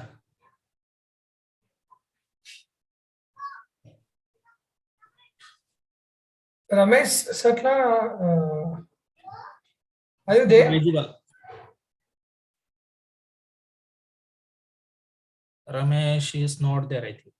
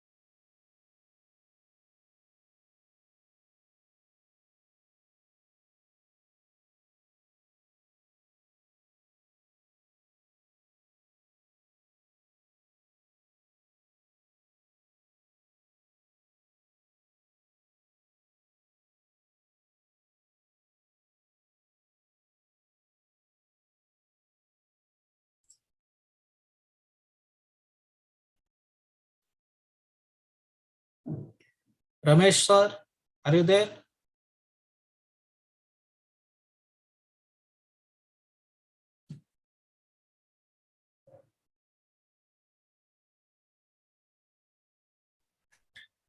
I think we need to drop a message to him or at least WhatsApp. Let me just try. Yeah.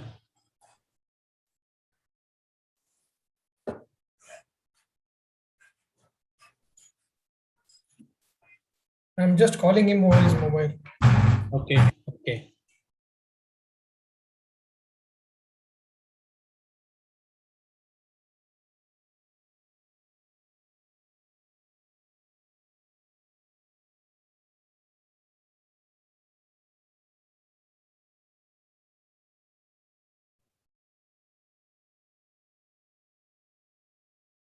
Ramesh is.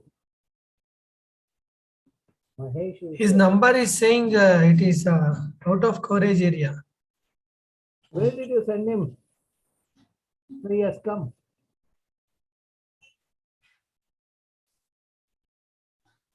So Gajanana is there now. You can start the session. Yeah, sir, we are waiting for Ramesh. He is connecting. I think he is also. He has logged He's in. there. Okay.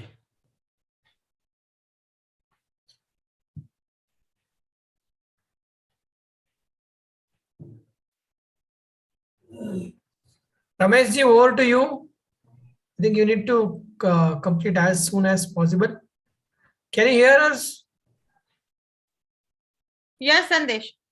Yeah, but he's not Ramesh. I can't hear Ramesh sir. I can hear you. Sandesh, you send a message to him. No, I just dialed his number. It's. Sir, I am audible. Hello. Yeah. Am I audible? Yeah. Yeah. I have been shouting that I am audible, but okay. Then you might have kept your mic in mute. Okay. So I, as instructed by our sir, I will finish it quickly, so as to not to repeat the things. I was in the previous discussion. We were talking about this BS4 to BS6 grade. The advantage of this is that the emissions are reduced substantially. Up to 80% reductions are there. Even when we use the BS compliant 6.4 grade compliant vehicles, we use for the petrol and the diesel also. the parts per million, the sulfur content is also reduced here. And you can see there was a study I took from one of the website regarding this BS6 grade. So if we use these BS6 grade fuel and the vehicles, we can avoid 2.3 million tons of PM 2.5 emissions between 2020 and 2050. This is a study shows that this much of emissions we can avoid, and because of which there is a health factor is also there. We can avoid 1.16 million cumulative premature deaths can be avoided as a result of reduction in the PM 2.5 emissions. Even the particulate matter is also coming down. The nitrogen oxides are also coming down. This is some information about the BS6. And earlier also I've given the accidents, fire accidents, blowouts, which is causing the damage to the environment because of the oil and gas industry. After implementing all precautions and after setting up the integrated HSC department called Health, Safety and Environment Department, the volume of accidents and these releasing of the harmful gases into the environment has been minimized. And as a result of that, we also got Environmental Protection Award. And this is I took from my website for the last 3 years consecutively. The HSC department is getting this Golden Peacock Award given by the government to my this ONGC in the field of oil and gas industry. And coming to the results, out of this entire study, I noticed that ONGC has implemented globally recognized QHSE policies under these 3 categories, this 9001, ISO 9001, and this OHSAS 18001 and ISO 14001 at all ONGC installations and certified by the reputed certified agencies. And OSHA's should have been now, I think you must have been certified for ISO 45001. Yes, you are explaining that in the previous one. I will also because September 2021 was the last date given, because any new standard release, new version, they will give 3 years of deadline. Yes. You just cross-check with your team. Yes. Regarding this, I will update it after your presentation only. I will come to know about this one. I will also discuss with our team, HSC team, whether it has been now. Of course, if it is a regulatory compliance, we have to be compulsorily upgrade that one, which you are saying. And the corporate guidelines on the incident reporting, investigation, and monitoring of the recommendations has been developed and implemented for maintaining uniformity throughout the organization in line with the international practices. The corporate disaster management plan guidelines have been developed uniform disaster management across all ONGCs, and ONGC has also developed occupational health physical fitness criteria for the employees deployed in the offshore operations. So based on these results, I have just discussed. Because of the time constraint, I am not reading fully, but for the future reference, this literature may be available. Regarding environmental clearness and the regulatory compliances, ONGC is following all the norms as set out by the Ministry of Environment and Forest and Climate Change, and the environmental management system is also in line with all these certification agencies. The HSC policy of our ONGC is that I took it is from the website of the HSC within our department. The ONGC's core business involves managing risk day in and day out in all operations. It is our responsibility to safeguard our people, property, and environment. We perform our business as per the integrated HSC policy. The slogan of the HSC policy is because in this, the safety is also involved, environmental health factor also involved. The safety is the first. This banner is always displayed on every wall of our ONGC's operations. All accidents are preventable, and we have to follow all safety precautions of what we can say these HSC policies. And there is a national gas star program with an MOU signed with one US EPA, that is the United States Environment Protection Agency, to what we can say to monitor and mitigate the methane emission mitigation activities. This was also one of the international collaboration so as to avoid the methane gas leakages. There is also a carbon management is taking place. A lot of what we can say, the trees around the our operational areas being grown up, so that the carbon sequestration is more whenever there is a what we can say these carbon emissions are taking place. And we are having a dedicated carbon management and sustainability group within that HSE department for the carbon mitigation initiatives. Whatever I have explained regarding this Nation Star program, this is an extension to that. That is a gas methane initiative. It is now being called gas methane initiative.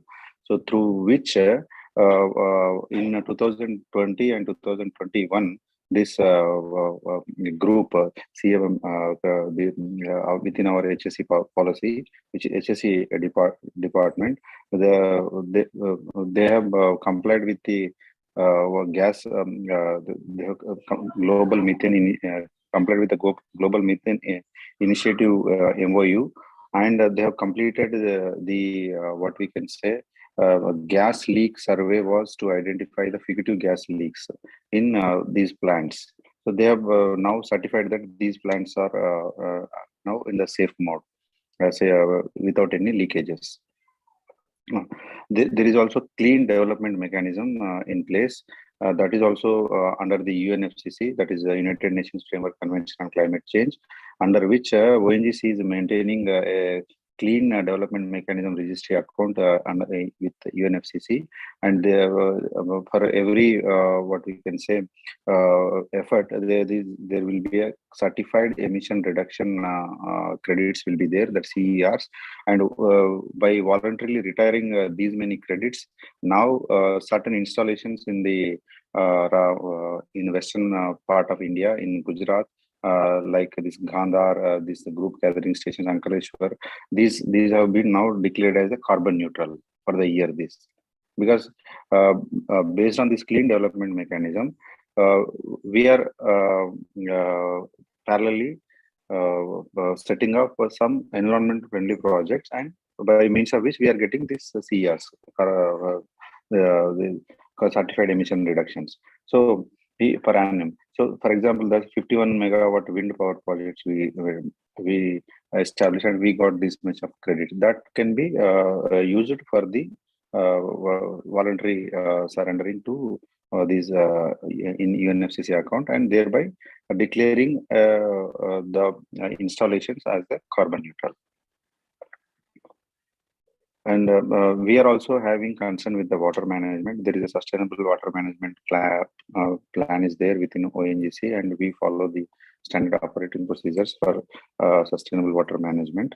And under the sustainable water management, we are having these many projects undertaken across India for setting up of the various water related plants. Suppose the rainwater harvesting plant in Rajahmundry, it was set up 29 groundwater recharge wells at various locations of Ahmedabad. So like this, again, this one groundwater recharge well waste complex at this. These efforts have been taken by ONGC towards sustainable water management. Now, coming to the scope for further work, because the time limit of my project work, I have taken the two locations for the field study and the available reports in the ONGC web portal. But if anybody interested to carry out on the entire oil and natural gas industry in ONGC or in India, so they can carry out a detailed research work on all kinds of pollutions, including groundwater pollution, air pollution, noise, light pollution, which may be caused due to the oil and gas industry and its likely effects on the environment, ecology, and marine ecosystem.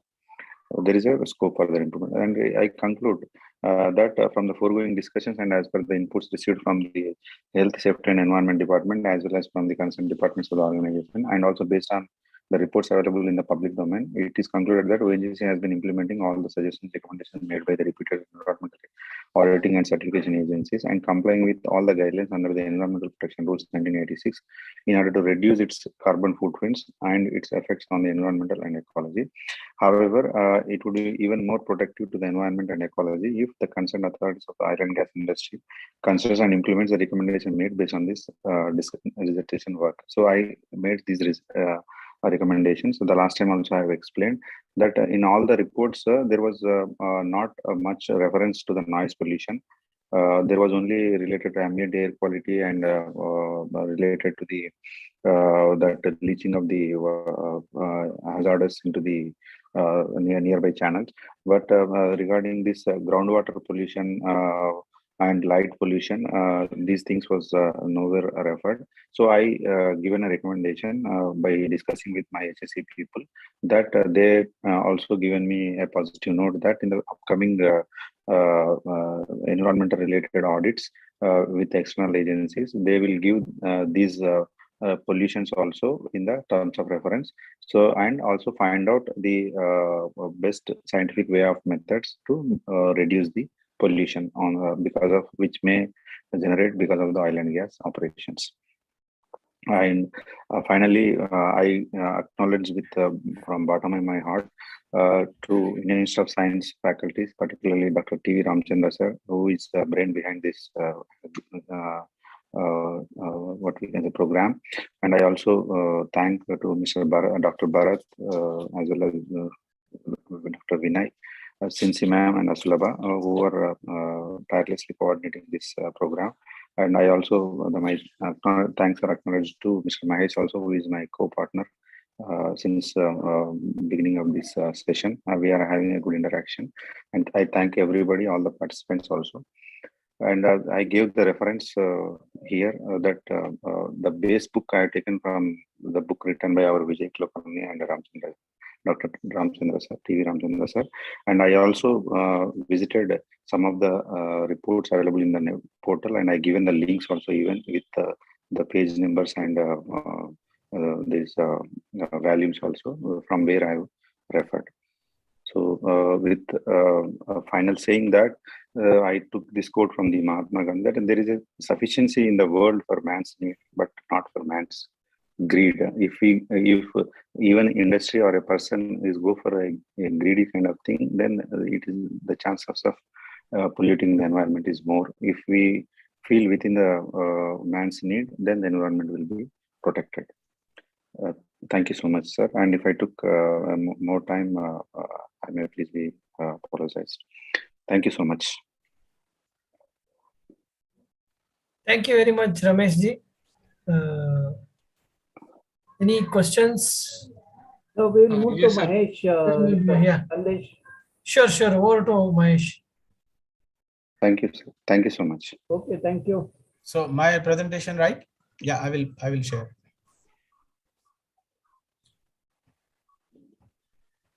How much time they require?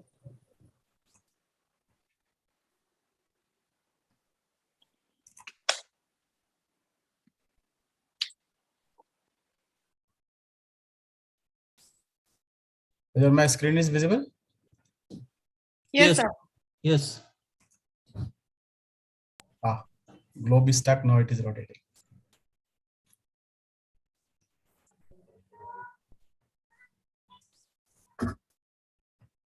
Okay, clear? Yes.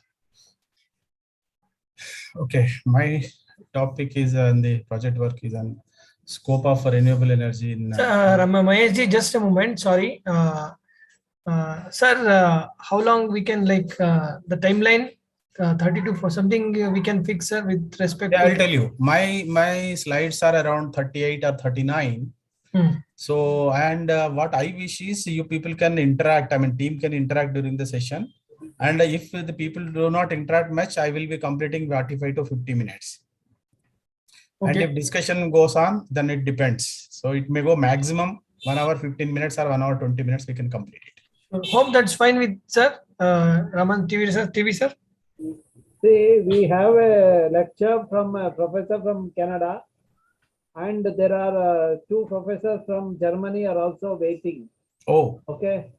So we need to keep that in mind. They are supposed to start at 5 o'clock. 5 to 6:15, German professors would have talked. Then 6:15, the professor from Canada, Professor Rajshekar Murthy, will join us.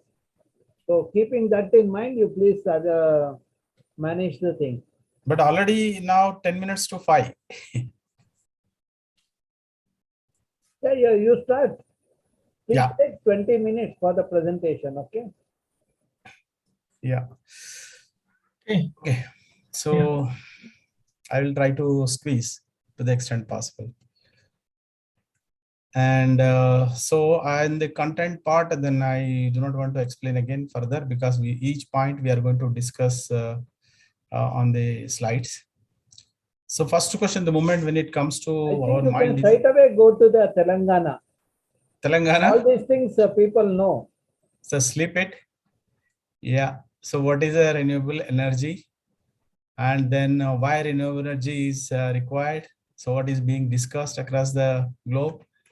And this also, I think some of you would have seen. So here I will start from here. Then what is the target at least? Okay. Yeah, this is why we see we have been discussing and the last few days also.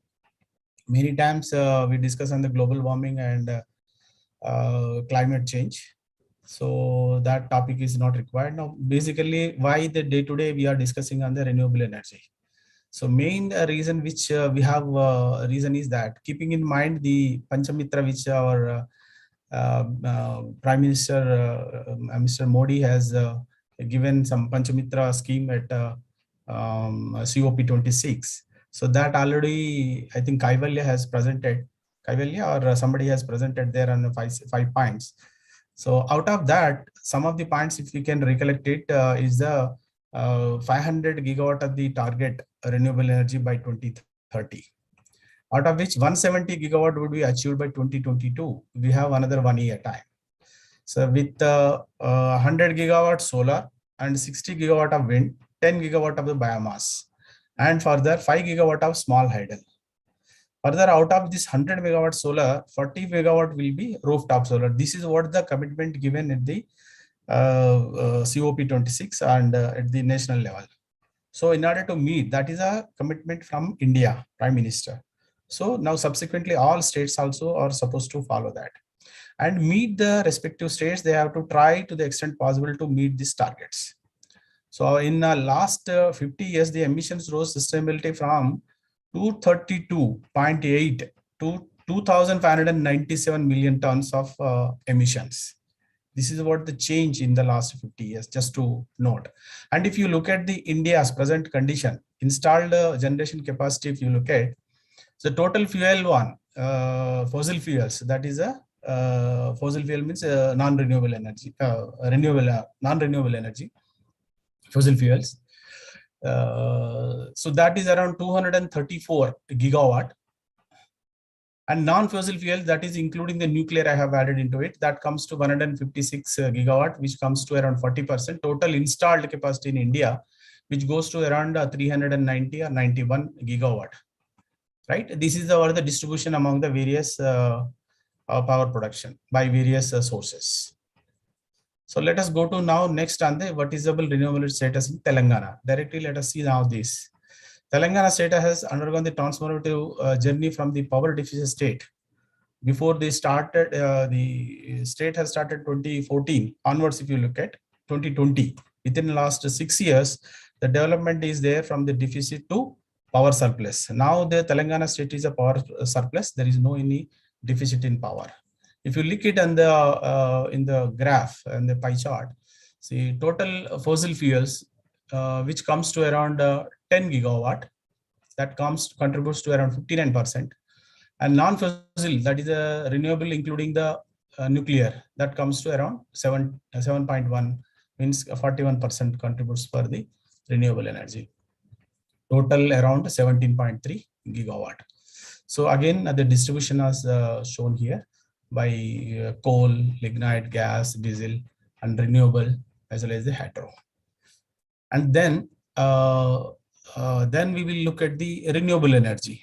So Telangana has total installed capacity of 17.3, which we have discussed now. Installed renewable energy in Telangana source-wise till August 2021. So this is what the only renewable energy distribution. If you look at the green one, which is again why this is coming. Yeah. So this is the solar which contributes around 3.9 gigawatt, which contributes around 90% of the total renewable energy. And next, if you look at that is a wind energy, which is a 160 megawatt. It is not gigawatt, it is only 4, which contributes for only 4%. And again, 128 is a small hydro, remaining and small contributions from the biopower and waste power. So major contribution right now, the installed capacity is majorly from solar. Next, if you look at whether it can go off.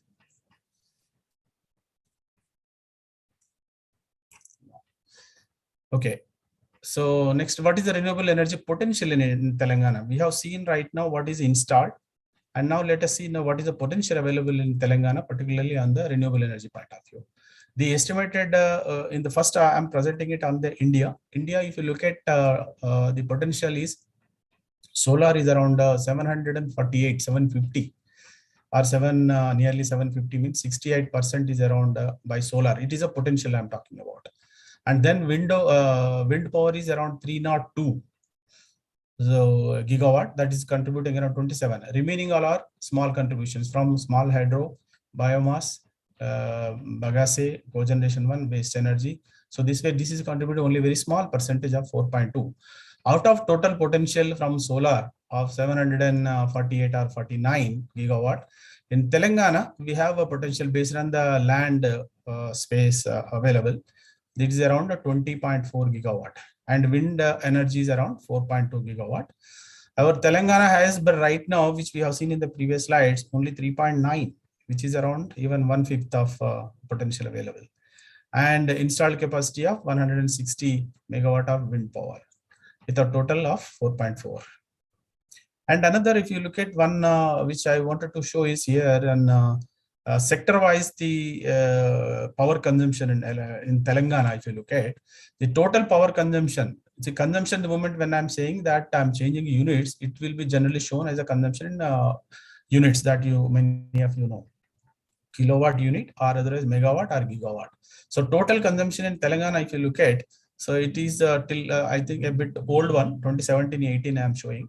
So that is around how much? 51,197 gigawatt. And whereas the green one, this is the one which is agricultural, so yellow one. And then comes is this one is for the domestic, the industrial one. Industrial is next, followed by that, and almost even domestic and industrial, both are all the same range. But if you see consumption wise, if you look at, agriculture is consuming more power. So that is in Telangana, many of you may be knowing, it is a free power to farmers 24/7. This is a present status in power consumption in Telangana. Let's see now, next slide. So what are the renewable energy plans and policies in Telangana for electricity production point of view? Small glimpse which I have shown here is the RE technologies and program, solar, wind, biomass, small hydro, geothermal are the major potential sources in Telangana. Solar and wind energy are contributing to more than 96%, which we have seen as a potential point of view. So large contribution is from the solar and wind only. And in Telangana, we have TS Renewable Energy Development Corporation is the main nominated nodal agency, which is main taking care of the renewable energy installations and progress in state. And its main mission is to promote, develop, encourage, popularize, and carry out consultancy, field research, and experiment for the implementation of renewable energy projects, and provisions sponsored by both state and centrals. What all the central government also has given a lot of financial assistance. Even that also will be taken and pass it on to the general public or corporates. And in Telangana, we have two renewable energy policies. One is on the solar, another is on the wind power. And another one important point in Telangana, which if you look at, is the ease of doing business, that is the EODB. So how easily one can set up an industry if you would like to, if anybody is interested to set up an industry in India, whether it is a wind, electricity, particularly I'm talking about on the renewable energy. If you select, if you look at Telangana is ranked as a 3 in EODB throughout India if you compare it.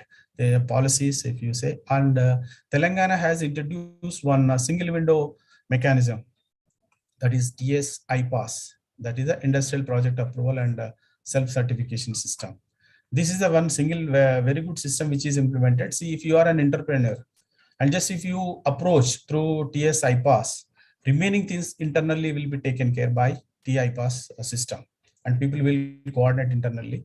A solar purchase committee is there, they will take care internally, even DISCOMs and as well as the Transco, as well as the electrical inspector, and the chief inspector of electrical inspector one, and Gram Panchayat. So many things will be taken care internally. And only thing is whoever is going to developer or entrepreneur, he will be approaching through TS IPAS. So this is a single window approach in Telangana, which is a very good one on EODB. Next, if you look at another point which I want to highlight, so right now we have seen installed capacity, we have seen in Telangana, and potential also we have seen in Telangana. Next is what is the forecasted power? How much we see? Generally, I have searched for like anything. What about the plan for the state, or as well as we have throughout India plans and targets. But in Telangana point of view, I could not specifically locate, but there are few documents by CEA and as well as one another by India Outlook, India Energy Outlook. So those are all giving some forecast, but even state-wise also is given. So this is what one of the analysis which is on the PAM. If you look at the analysis, there is a more than 200-300 page documents. These are all different scenarios are there into it. And in that one scenario, just for the sake of discussion point of view, I have selected that is on the baseline scenario. That is a forecasted electrical energy requirement based on the PAM is the one of the scenario. And in that again, baseline and also there is one another optimistic and pessimistic scenarios also there. Out of which one I have selected, which is the midway. It is a baseline one. If you look at the forecasted electricity requirement in million units, because the energy requirement generally we go in again million units. Year-wise, if you look at from 2021 to 2030, that is for the span of 10 years if you look at. So energy requirement here, but this analysis was done, the forecast was done in 2019. So CEA generally does every 1 or 2 years once, if I'm right. So this is the 19th electric power survey, which was done in 2019. So 2021, the energy in million units requirement was showing around 64,127, whereas in 2030, this goes to 19,300 based on the PM analysis, one of the econometric model, and with the baseline case. So this, if you look at the year on year, the ratio, if you take out, each year it is nearly 5%, there is an increment. Okay, till if you see, look at the last 2030, there is a small reduction, but otherwise average on an average around 5% is the increment in electricity requirement. And as well as if you look at the peak demand again, in a peak demand, the moment when you look at that will go in a megawatt. So what is the maximum power plant can produce it? So when there is a demand. So that way, if you look at the year on, if you look at that is also is going around around 4%, I can say. So initially it is a 4.4 and finally it goes around 4% till the end. So demand also is from year on year, it is changing around 4%. Another one interesting curve I would like to show here, the analysis done by the Indian Energy Outlook 2021. These are all available on net. You can find out very well. These are all very good documents why you want to explore more on the electricity demand in India. So if there are a number of cases are there, one is on the steps, SDS, this is a stated policy, means existing government has done set up some policies. If you maintain the same policies as is, and another is SDS, that is a sustainable development scenario. When you are going in a sustainable development, if you consider the scenario. So what all the condition for each case it is defined. And the same way India vision case, India has some vision to develop their energy. If you consider that, and then pre-crisis means without COVID. There is no COVID, then how the development? And if it is a delayed recovery, means if the COVID is there and there is a delay with the COVID, then how the case will go. So if this is the dotted one is a pre-crisis, that means there is no any COVID would have not been there, then our progress from today, if you look at on 2019, if you consider that is a power as 100%, then it will go by 2040 around 190. And same way, there is a dip you see from 2019 to March around 2021 or 2020 or even March 2021. There is a dip. This is because of the COVID, because these are all the scenarios have considered the COVID impact. So there is a dip. So subsequently again, various scenarios which are shown based on that, this is the expected energy demand till 2040. These are the some more curves which I have seen. I think because of the time, it is very self-explanatory, but only thing is one or two curves I will explain. Here, if you see in the percentage annual change in the key indicators, that's what the COVID impact which we have seen. Suppose GDP, if you can, this is a 0%, and GDP during the in 2020 year financial, if you there is a reduction. As well as the material demand, there is a reduction up to even see around 12%. Car sales, which you all know, there is a car sales down by around 22% in the 2020. These are all changes because of the COVID impact. These are all very clear. Only one is on the positive. You see that renewable energy, which is increased by around 5%. So next on the same below, power capacity also change in that same scenarios. One can read into it. Then I will move on. So based on that, we forecasted power point of view. Then if you look at with reference to the forecasted energy requirement, the average of 3,500, I will show this one. Average of in the from 2021 to 2030 in 10-year span and divided by 10, that comes to on an average of around 3,500 million units per each year.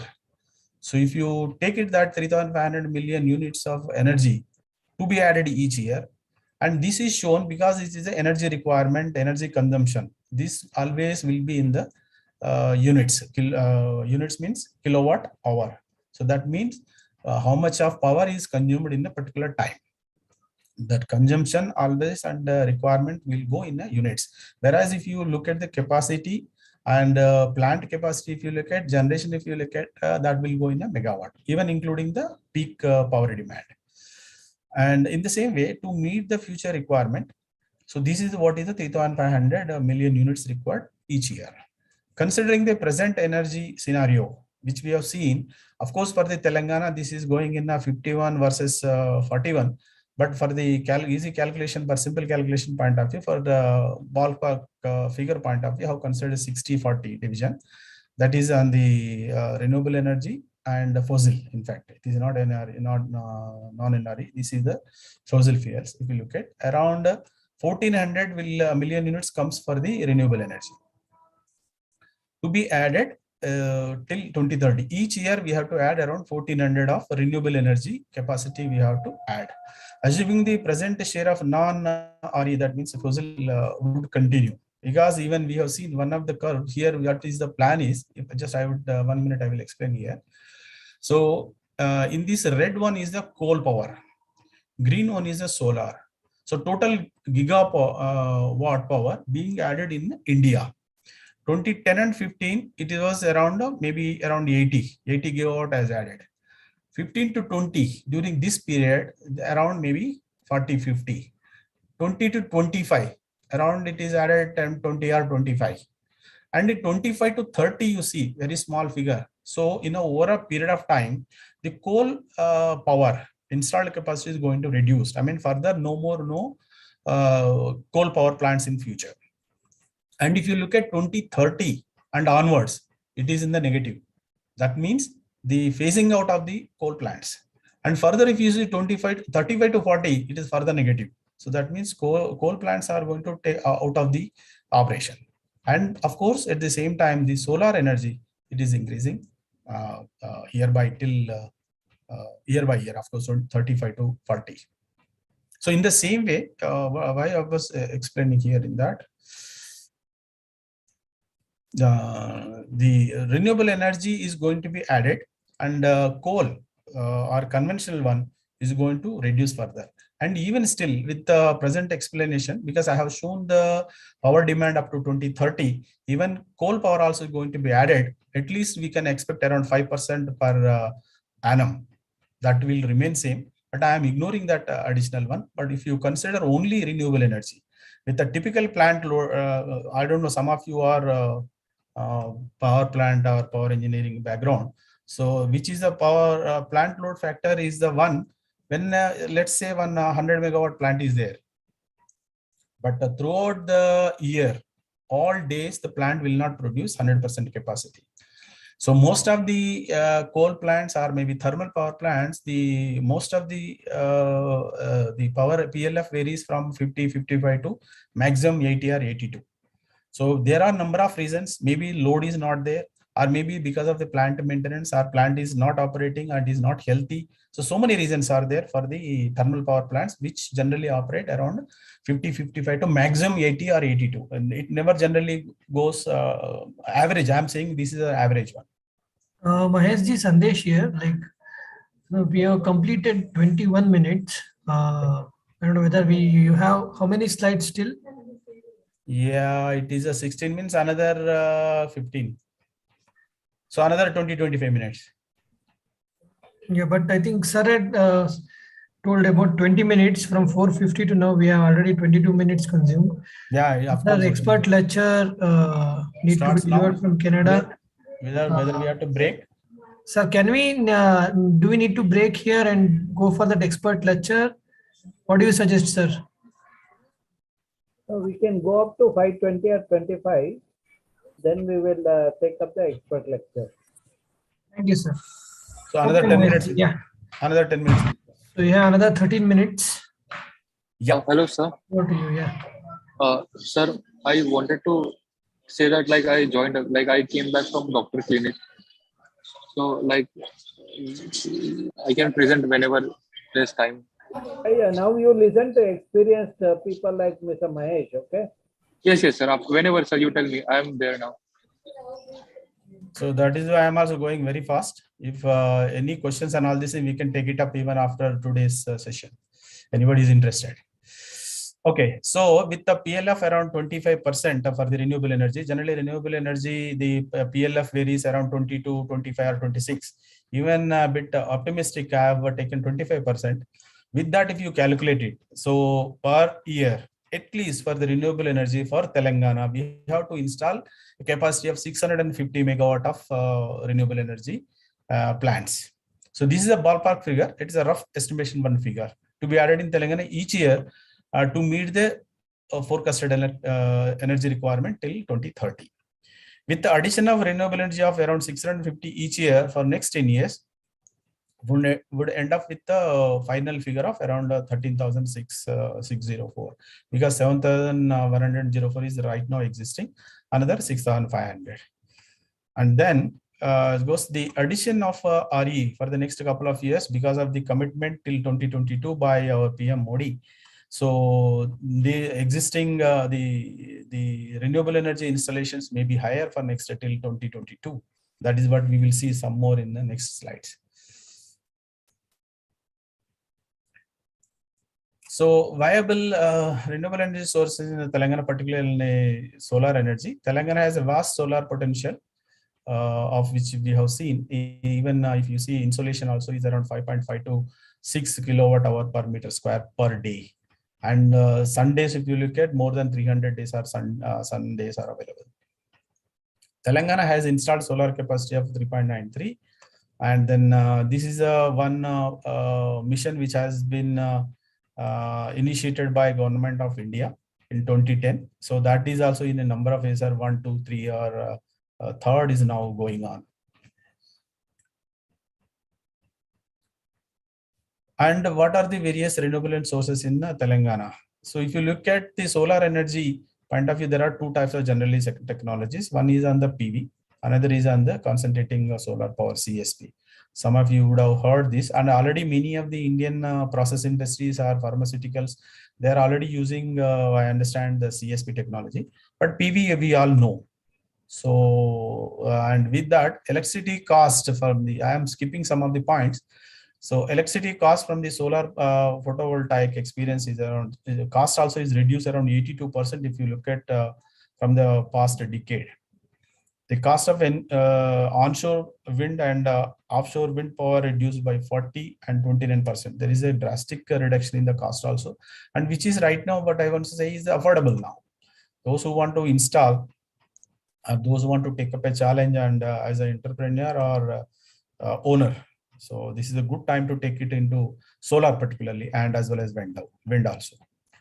India is currently the cheapest place in to build this solar and wind power plants. Most solar projects since 2019 saw the tariff rate of now 2.5. Even now, even it is around 2 rupees. Further, it is come down, which is around 20 to 30% cheaper than the electricity from the existing coal plants. This, please, one has to note it, up to even 50% cheaper than the new coal plants. Now, another here I would like to show, this is a CSP. Concentrating solar power, where the number of mirrors on the surrounding will be there, and then one centrally there will be a tower, where in that one receiver will be there. Either receiver can be in the two types, one is on the primary and secondary liquid, or sometimes the receiver also generates direct steam. And these all mirrors will direct the sunlight onto this receiver, so that receiver receives the heat and generate the steam. That steam automatically non-X process is a common in thermal power plant. The steam will go to turbine will rotate, which will indirectly, another way it rotates the generator, and electricity will be produced.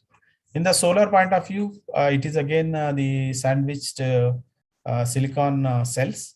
On both sides will be glass, and which generates the power potential when it receives the sunshine, and will be again, this power generated in this is again is a DC, and then you need to convert into AC, and you may have to have install an inverter for that.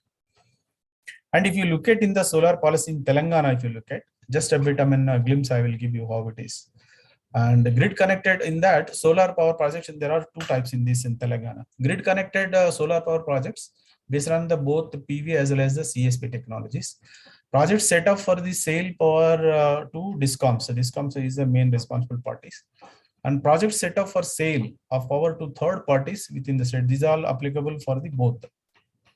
And projects set up for the captive generation, group captive generation, and including those funded or owned by the developers. This is also applicable. This policy is applicable for these guys also. Solar rooftop projects, that is SRPs, grid connected or off grid. Off grid connected means power can be generated and connected to the grid. Off grid means then is isolated. One particular location you can have a solar plant installed and use it, consume it there itself, localized. So any other project established based on the Ministry of New and Renewable Energy or Government of India schemes as amended from the time to time. So this policy also applicable as per this. And further, another one the policy talks about is the solar parks. Solar parks is another big capacity solar power plants like this. So number of solar plants will be there. It will generate in more than 1 megawatt or 2 megawatt, and which also can be connected to the grid. And in the Telangana particularly, there is a solar policy cell has been set up for the policy implementation, which we have seen single window. When the IPAS, when you enter into it, if you do it, then SPC will take care internally. They will coordinate internally with the DISCOMs and as well as the electrical inspection department. So they will coordinate. This cell will coordinate. A high-level committee will monitor the progress of the implementation of the solar power project cleared under this policy. Next, we will see on the solar power parks. Ministry of New and Renewable Energy along with the SERI, means Solar Energy Research Institute, introduced the solar parks program with the objective of the facilitating solar projects, developers to set up plug and plans. So basically what exactly? See, this is a major one, big capacity plants, which government has to set up and select one particular area or land.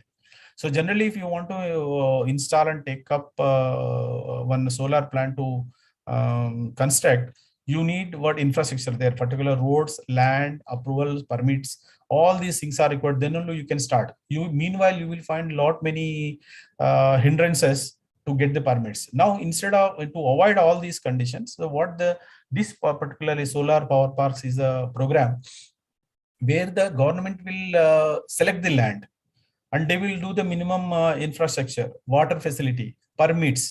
Only thing is the person who wanted to either developer or maybe finance provider or maybe entrepreneur, he can go and simply install a plant and connect it to the grid. Even grid arrangement also it can be done between the entrepreneur and as well as the state government. Either it can be done either parties based on the agreement with them. So that means there is no hindrance of the permits, approvals, lands, and infrastructure. All this will be provided readily. Person can go and construct the plant. This is a one program given by the government of India and subsequently being implemented at state level. And in Telangana, this I said Renewable Energy Development Corporation is the main agency. And there are a number of this way plants if you look at in Telangana. Polepalli Solar Park, which is having 25 megawatt, Hindupur 40 megawatt, which are all commissioned. Kodangal 10 megawatt, and Karur 15 megawatt. These are all in the Mahbubnagar district. And Singareni, which is meant for actually coal mines, who is taking care of the coal mines. And they are also now proposed to set up 300 megawatt capacity solar plant in 3 phases. Out of which already they have installed 109 already commissioned. Remaining balance around 191. They are will be commissioned by next financial year. Apart from that, even the Singareni colleges have installed solar power plants on roof, so solar rooftops in 6 different locations of their own offices, office buildings, and in the up to around 340 kilowatt. PP means peak. And next on the another one in the solar, if you look at, is a floating solar parks. Solar, we have seen solar power parks. In that again, that is on the ground. This are talking about on the solar plant on the water bodies, water reservoirs. Solar floating solar park. FSP of 100 megawatt capacity at Ramagundam. It is already under. This photo is from the Ramagundam only. So Ramagundam power station, there is one reservoir. So already NTPC is constructing one 100 megawatt solar park in that water reservoir.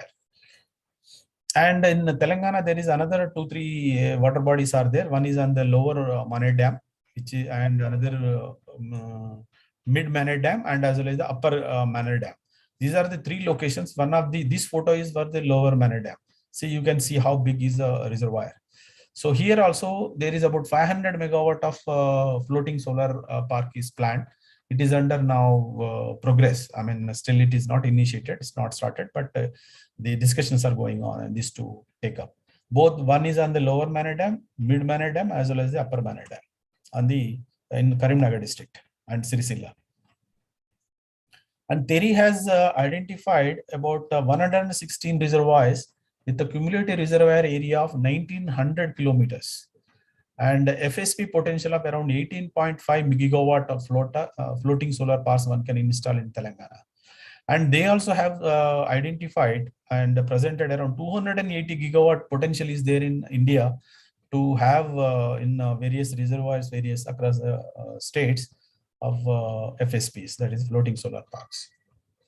The major advantage of the floating system is the reduction evaporation of water to preserve the water levels during the extreme summer. Power generation is about 10% more compared to the similar capacity of the plants installed on the land. This is the reason because the solar cells, I mean the PV cells have higher efficiency when it installed on the water compared to land, because on the land you have a more radiation reflection from the ground. So because of that, the radiation reflection, the cells are getting heated up and their efficiency is reducing. So whereas this issue is not there on the water. But of course, there are arguments are going on. So there are some disadvantages when you are installing PV on the water bodies because of the, again, biodiversity, sunlight is not there at the downside. Some arguments are going on, but of course, people are proceeding with the installing the PV parks, photovoltaic parks on the water bodies. And further, if you look at on the rooftop solar, now we have discussed 2 solar parks as well as the floating solar parks. Now on the solar rooftops, if you look at, these are all the things glimpse I have shown, not all the one, many are there in fact. Mainly the rooftop solars are installed on the buildings. Typically one, for just to understand, 1 kilowatt peak rooftop solar requires around 10 square meters of area. And solar power is generated, so generated can then be used either for the captive consumption, that is within the premises, or it can be connected to the grid. Some of you have heard, I think, this net metering one. Net metering is nothing but when you have a building, or when you have selected one particular building or apartment, you have a rooftop solar plant on the roof of the building, and you have that building also is connected with the grid, I mean the local power supply grid. Whenever you need power, you can take it from the grid, or when there is a solar generation there from the PV plant, you can consume it. And when there is an excess power generation by PV photovoltaic cells installed on the roof of the building, that can be again sent back to the grid. See here, this is on the left side, I have shown some pic. So this is a house. On the top, let us say, then PV plant is installed on the top. When there is an extra, it can go to grid. When there is a requirement, you can take it. And the annual or monthly generally bill will be net. That is what is called a net metering. If there is a excess power when you are supplying to grid, so you may get some price. That is based on the discounts which they have decided. So rooftop solar plants help discoms in reducing the transmission distribution losses. This is an important point which one should note when you are having rooftop solars. And rooftop solar plants are useful in tackling daytime peak load, as a solar generation profile matches such peak loads during the daytime. Ministry of New and Renewable Energy, phase 2 was launched in 19, and with a target of achieving cumulative around 40 gigawatt. So under the solar roof one finance, there is one central finance assistance also is available. 40% for the rooftop solar systems up to 3 kilowatt. If you want to go with an installation of 3 kilowatt, then you will get whatever the actual cost, and you will get central finance of around 40%. 20% for beyond 3 kilowatt and up to 10 kilowatt. There are, finance assistance also there. State government as well as central government are offering for the rooftop solars particularly. And these are all applicable for the even group housing, societies or RWS. So they can also get around 20% finance assistance. So far, over 3.7 gigawatt capacity of rooftop solar capacity have been installed in the country, and over 2.6 gigawatt capacity is under installation in the residential. And Telangana has installed rooftop around 202 megawatt.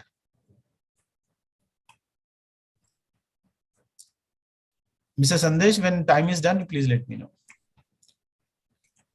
Time is already done. I raised my hand. Okay. It's already 5:28.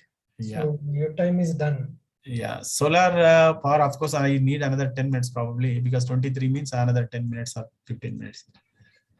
So rooftop Maybe solar. another 5 minutes. Okay, I think. Yeah. Yeah. So this is the rooftop solars, various pics I have shown some of them. And these are all the various buildings in Telangana of the capacities which, what is this? Various capacities up to 200, 500 kilowatt peak. And there are, if you look at another one interesting, because of the government proactive policies and all these. See, in 2014 to 15, the number of applications for the solar rooftop, if you can look at, these are all around within Telangana. 260 applications were there, and 2021 you can see how many applications are there. It's more than 10,000.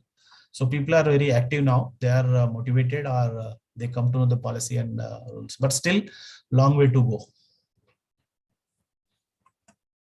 And there is another one which I was also explaining on the off solar grid, means you no need to have connected to the one. Whatever the power produced can be consumed within the premises.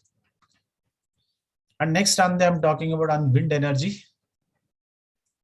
So, and wind energy is a free and a non-depleting power source of energy. Wind energy is an indirect form of the solar energy. About 1 to 2% of the solar radiation that reaches Earth is converted into, of course, you all know, see, wind is because of the differential heating of Earth, and which produces a differential density, and then wind blows. And wind energy technology has grown rapidly in last 20 years. And wind energy primarily depends on the velocity and density of air. And there is a policy which Wind Power Policy 2016, and this is the one, and objectives, incentives are shown below. And status of wind energy in Telangana, if you look at, the maximum wind power density is found in Mahabub Nagar. There are some districts that you look at, that is 161, Nalgonda 200, and Rangareddy 157, Khammam is on the lower side, Hyderabad 125. And these are all the districts where the wind power densities are mentioned. The maximum wind power densities in Telangana districts are found during May, June, July, August, and September and October as well.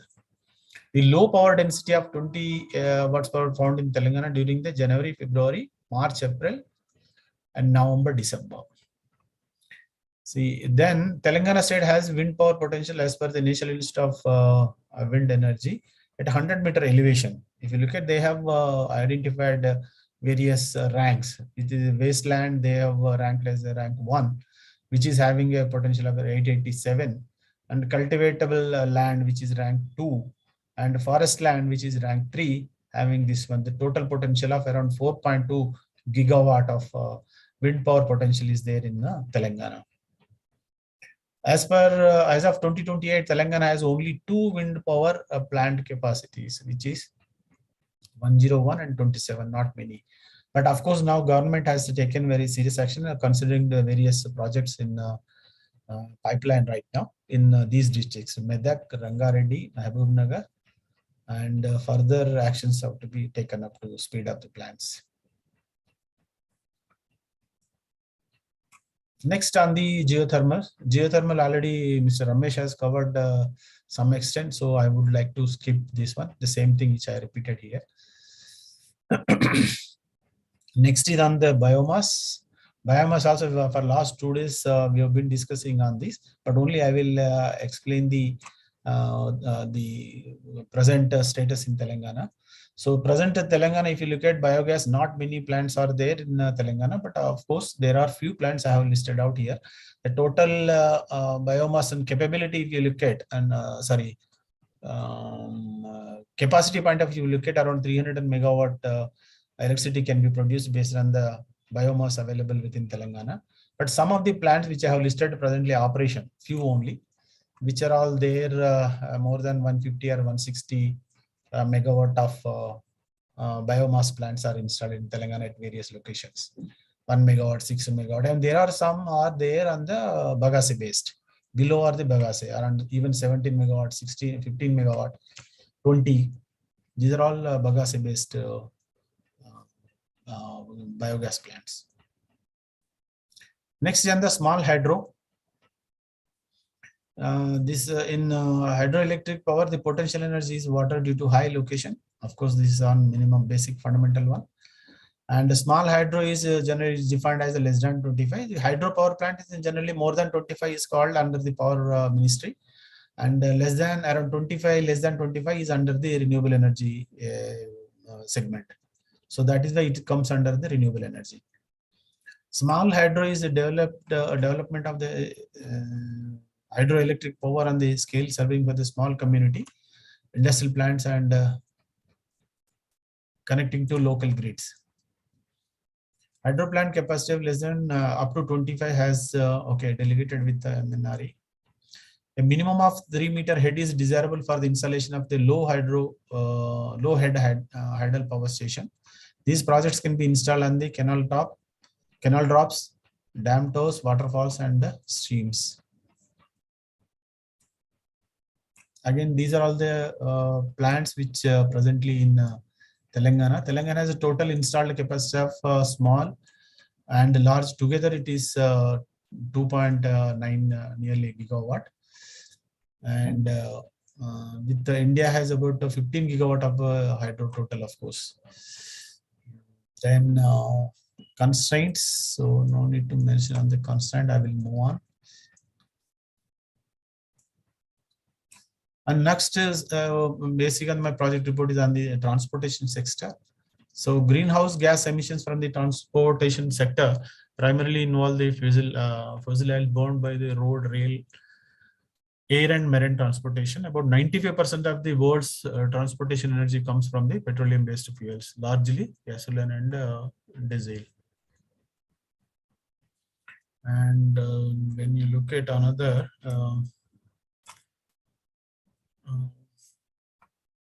okay, various alternative sources can include the using a renewable energy in order to reduce the greenhouse gas from the transportation. What are the various options when you consider is one either going towards the renewable fuels like biofuels, which we have been discussing in the last couple of days, and using fuels which are less carbon dioxide intensive, like CNG, and using electrical or hybrid. Hybrid means both. It operates on the biofuels and as well as the electric. And using the green hydrogen. So green hydrogen is again, it's a green, you mean to say this is being generated by utilizing the renewable energy. Then we say it is a green energy, green hydrogen. And Telangana's gradual shift towards the renewable energy powered public transportation system, which resulting in the savings of worth of millions. That is what the state government has presented.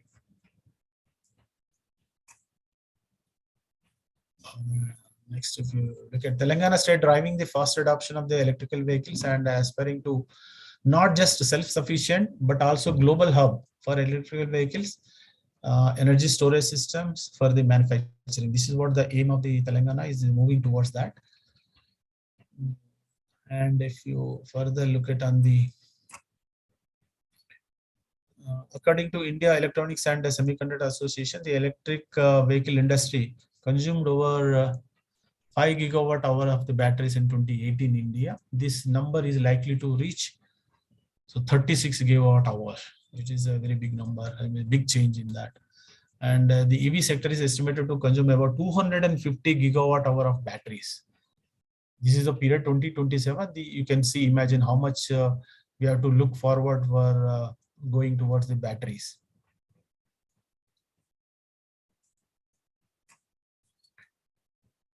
Okay, this again, Telangana is looking at the FAME, the Electric Vehicle Energy and Storage Policy 2020 and 2030, build on the FAME 2, that is the central government plan or scheme being implemented since April 2019. This FAME initially introduced by the Department of Heavy Industries, Government of India.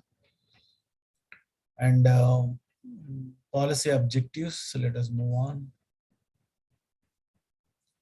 And present Telangana status, if you look at, India has over 200 millions of registered vehicles, with the number of vehicles increasing over 20% in just last 5 years, estimated to reach 600 million by 2030.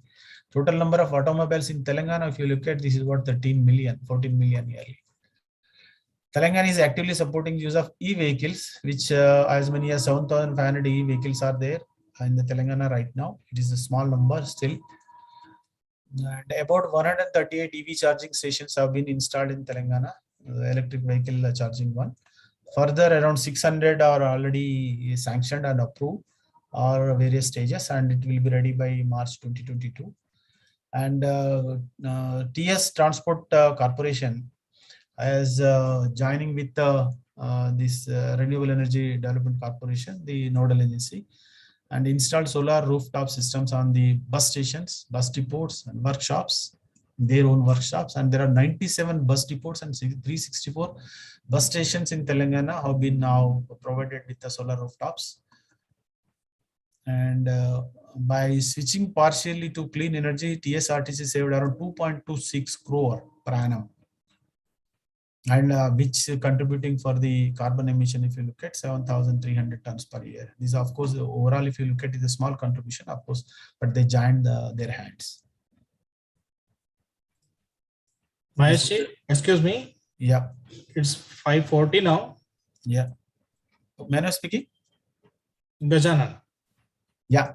Maybe now we are supposed to close. When you raise the hand, then I will stop it. We need to check with the TVR sir how much time we have. Yeah. Time is already passed. You can wind up, sir. Only 2 slides for me now. I'm done. Go to the conclusions, okay? Yeah, it is already direct. I'm going to. This is the Telangana, then bus depots and EV stations. Now I'm entering into conclusion. I'm done. This research study aimed to provide the comprehensive assessment and scenario of renewable energy in Telangana. In view of prevailing global warming and climate change phenomena, future electricity demand, which is expected twofold by end of 2030 compared to today, and for economic and sustainable growth of Telangana. So renewable energy sources are only an alternative to current fossil fuels. So right now I can say this renewable energy is not a choice right now. It is a mandatory, it became a mandate. So the derived energy, which I have explained, 650 megawatt year on year till 2030. And Telangana has vast potential of sustainable energy, renewable energy sources of solar and wind. If utilized effectively and judiciously, these 2 energy sources are very much enough to feed the total energy requirement by the state.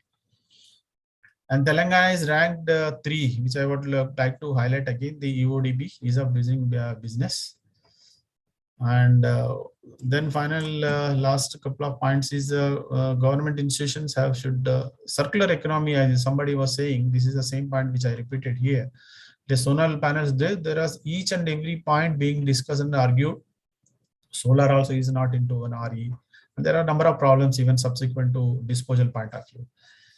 Last one, but not the least, the human attitude, behaving sensibly. That is what TVRs are many times being repeated. And even Gandhiji's one statement also Mr. Ramesh has presented is very true. Training awareness has a major impact in utilizing the available energy efficiently and energy conservation activities. With this, I will end unless you have some questions. Thank you. Okay, thank you, sir. So now let us go to the expert lecture. We have 2 individuals from Germany. They are going to do the presentation. Yep.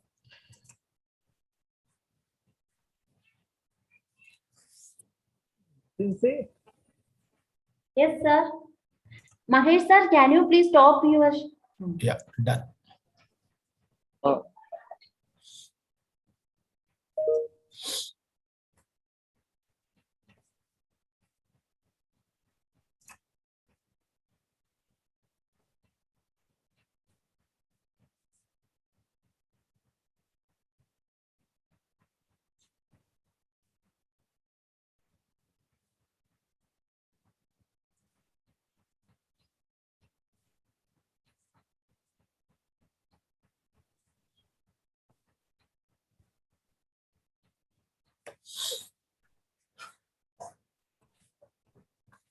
Please go for presentation mode.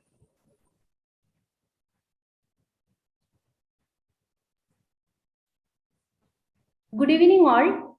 Today I would like to discuss about the topic accounting of ecosystem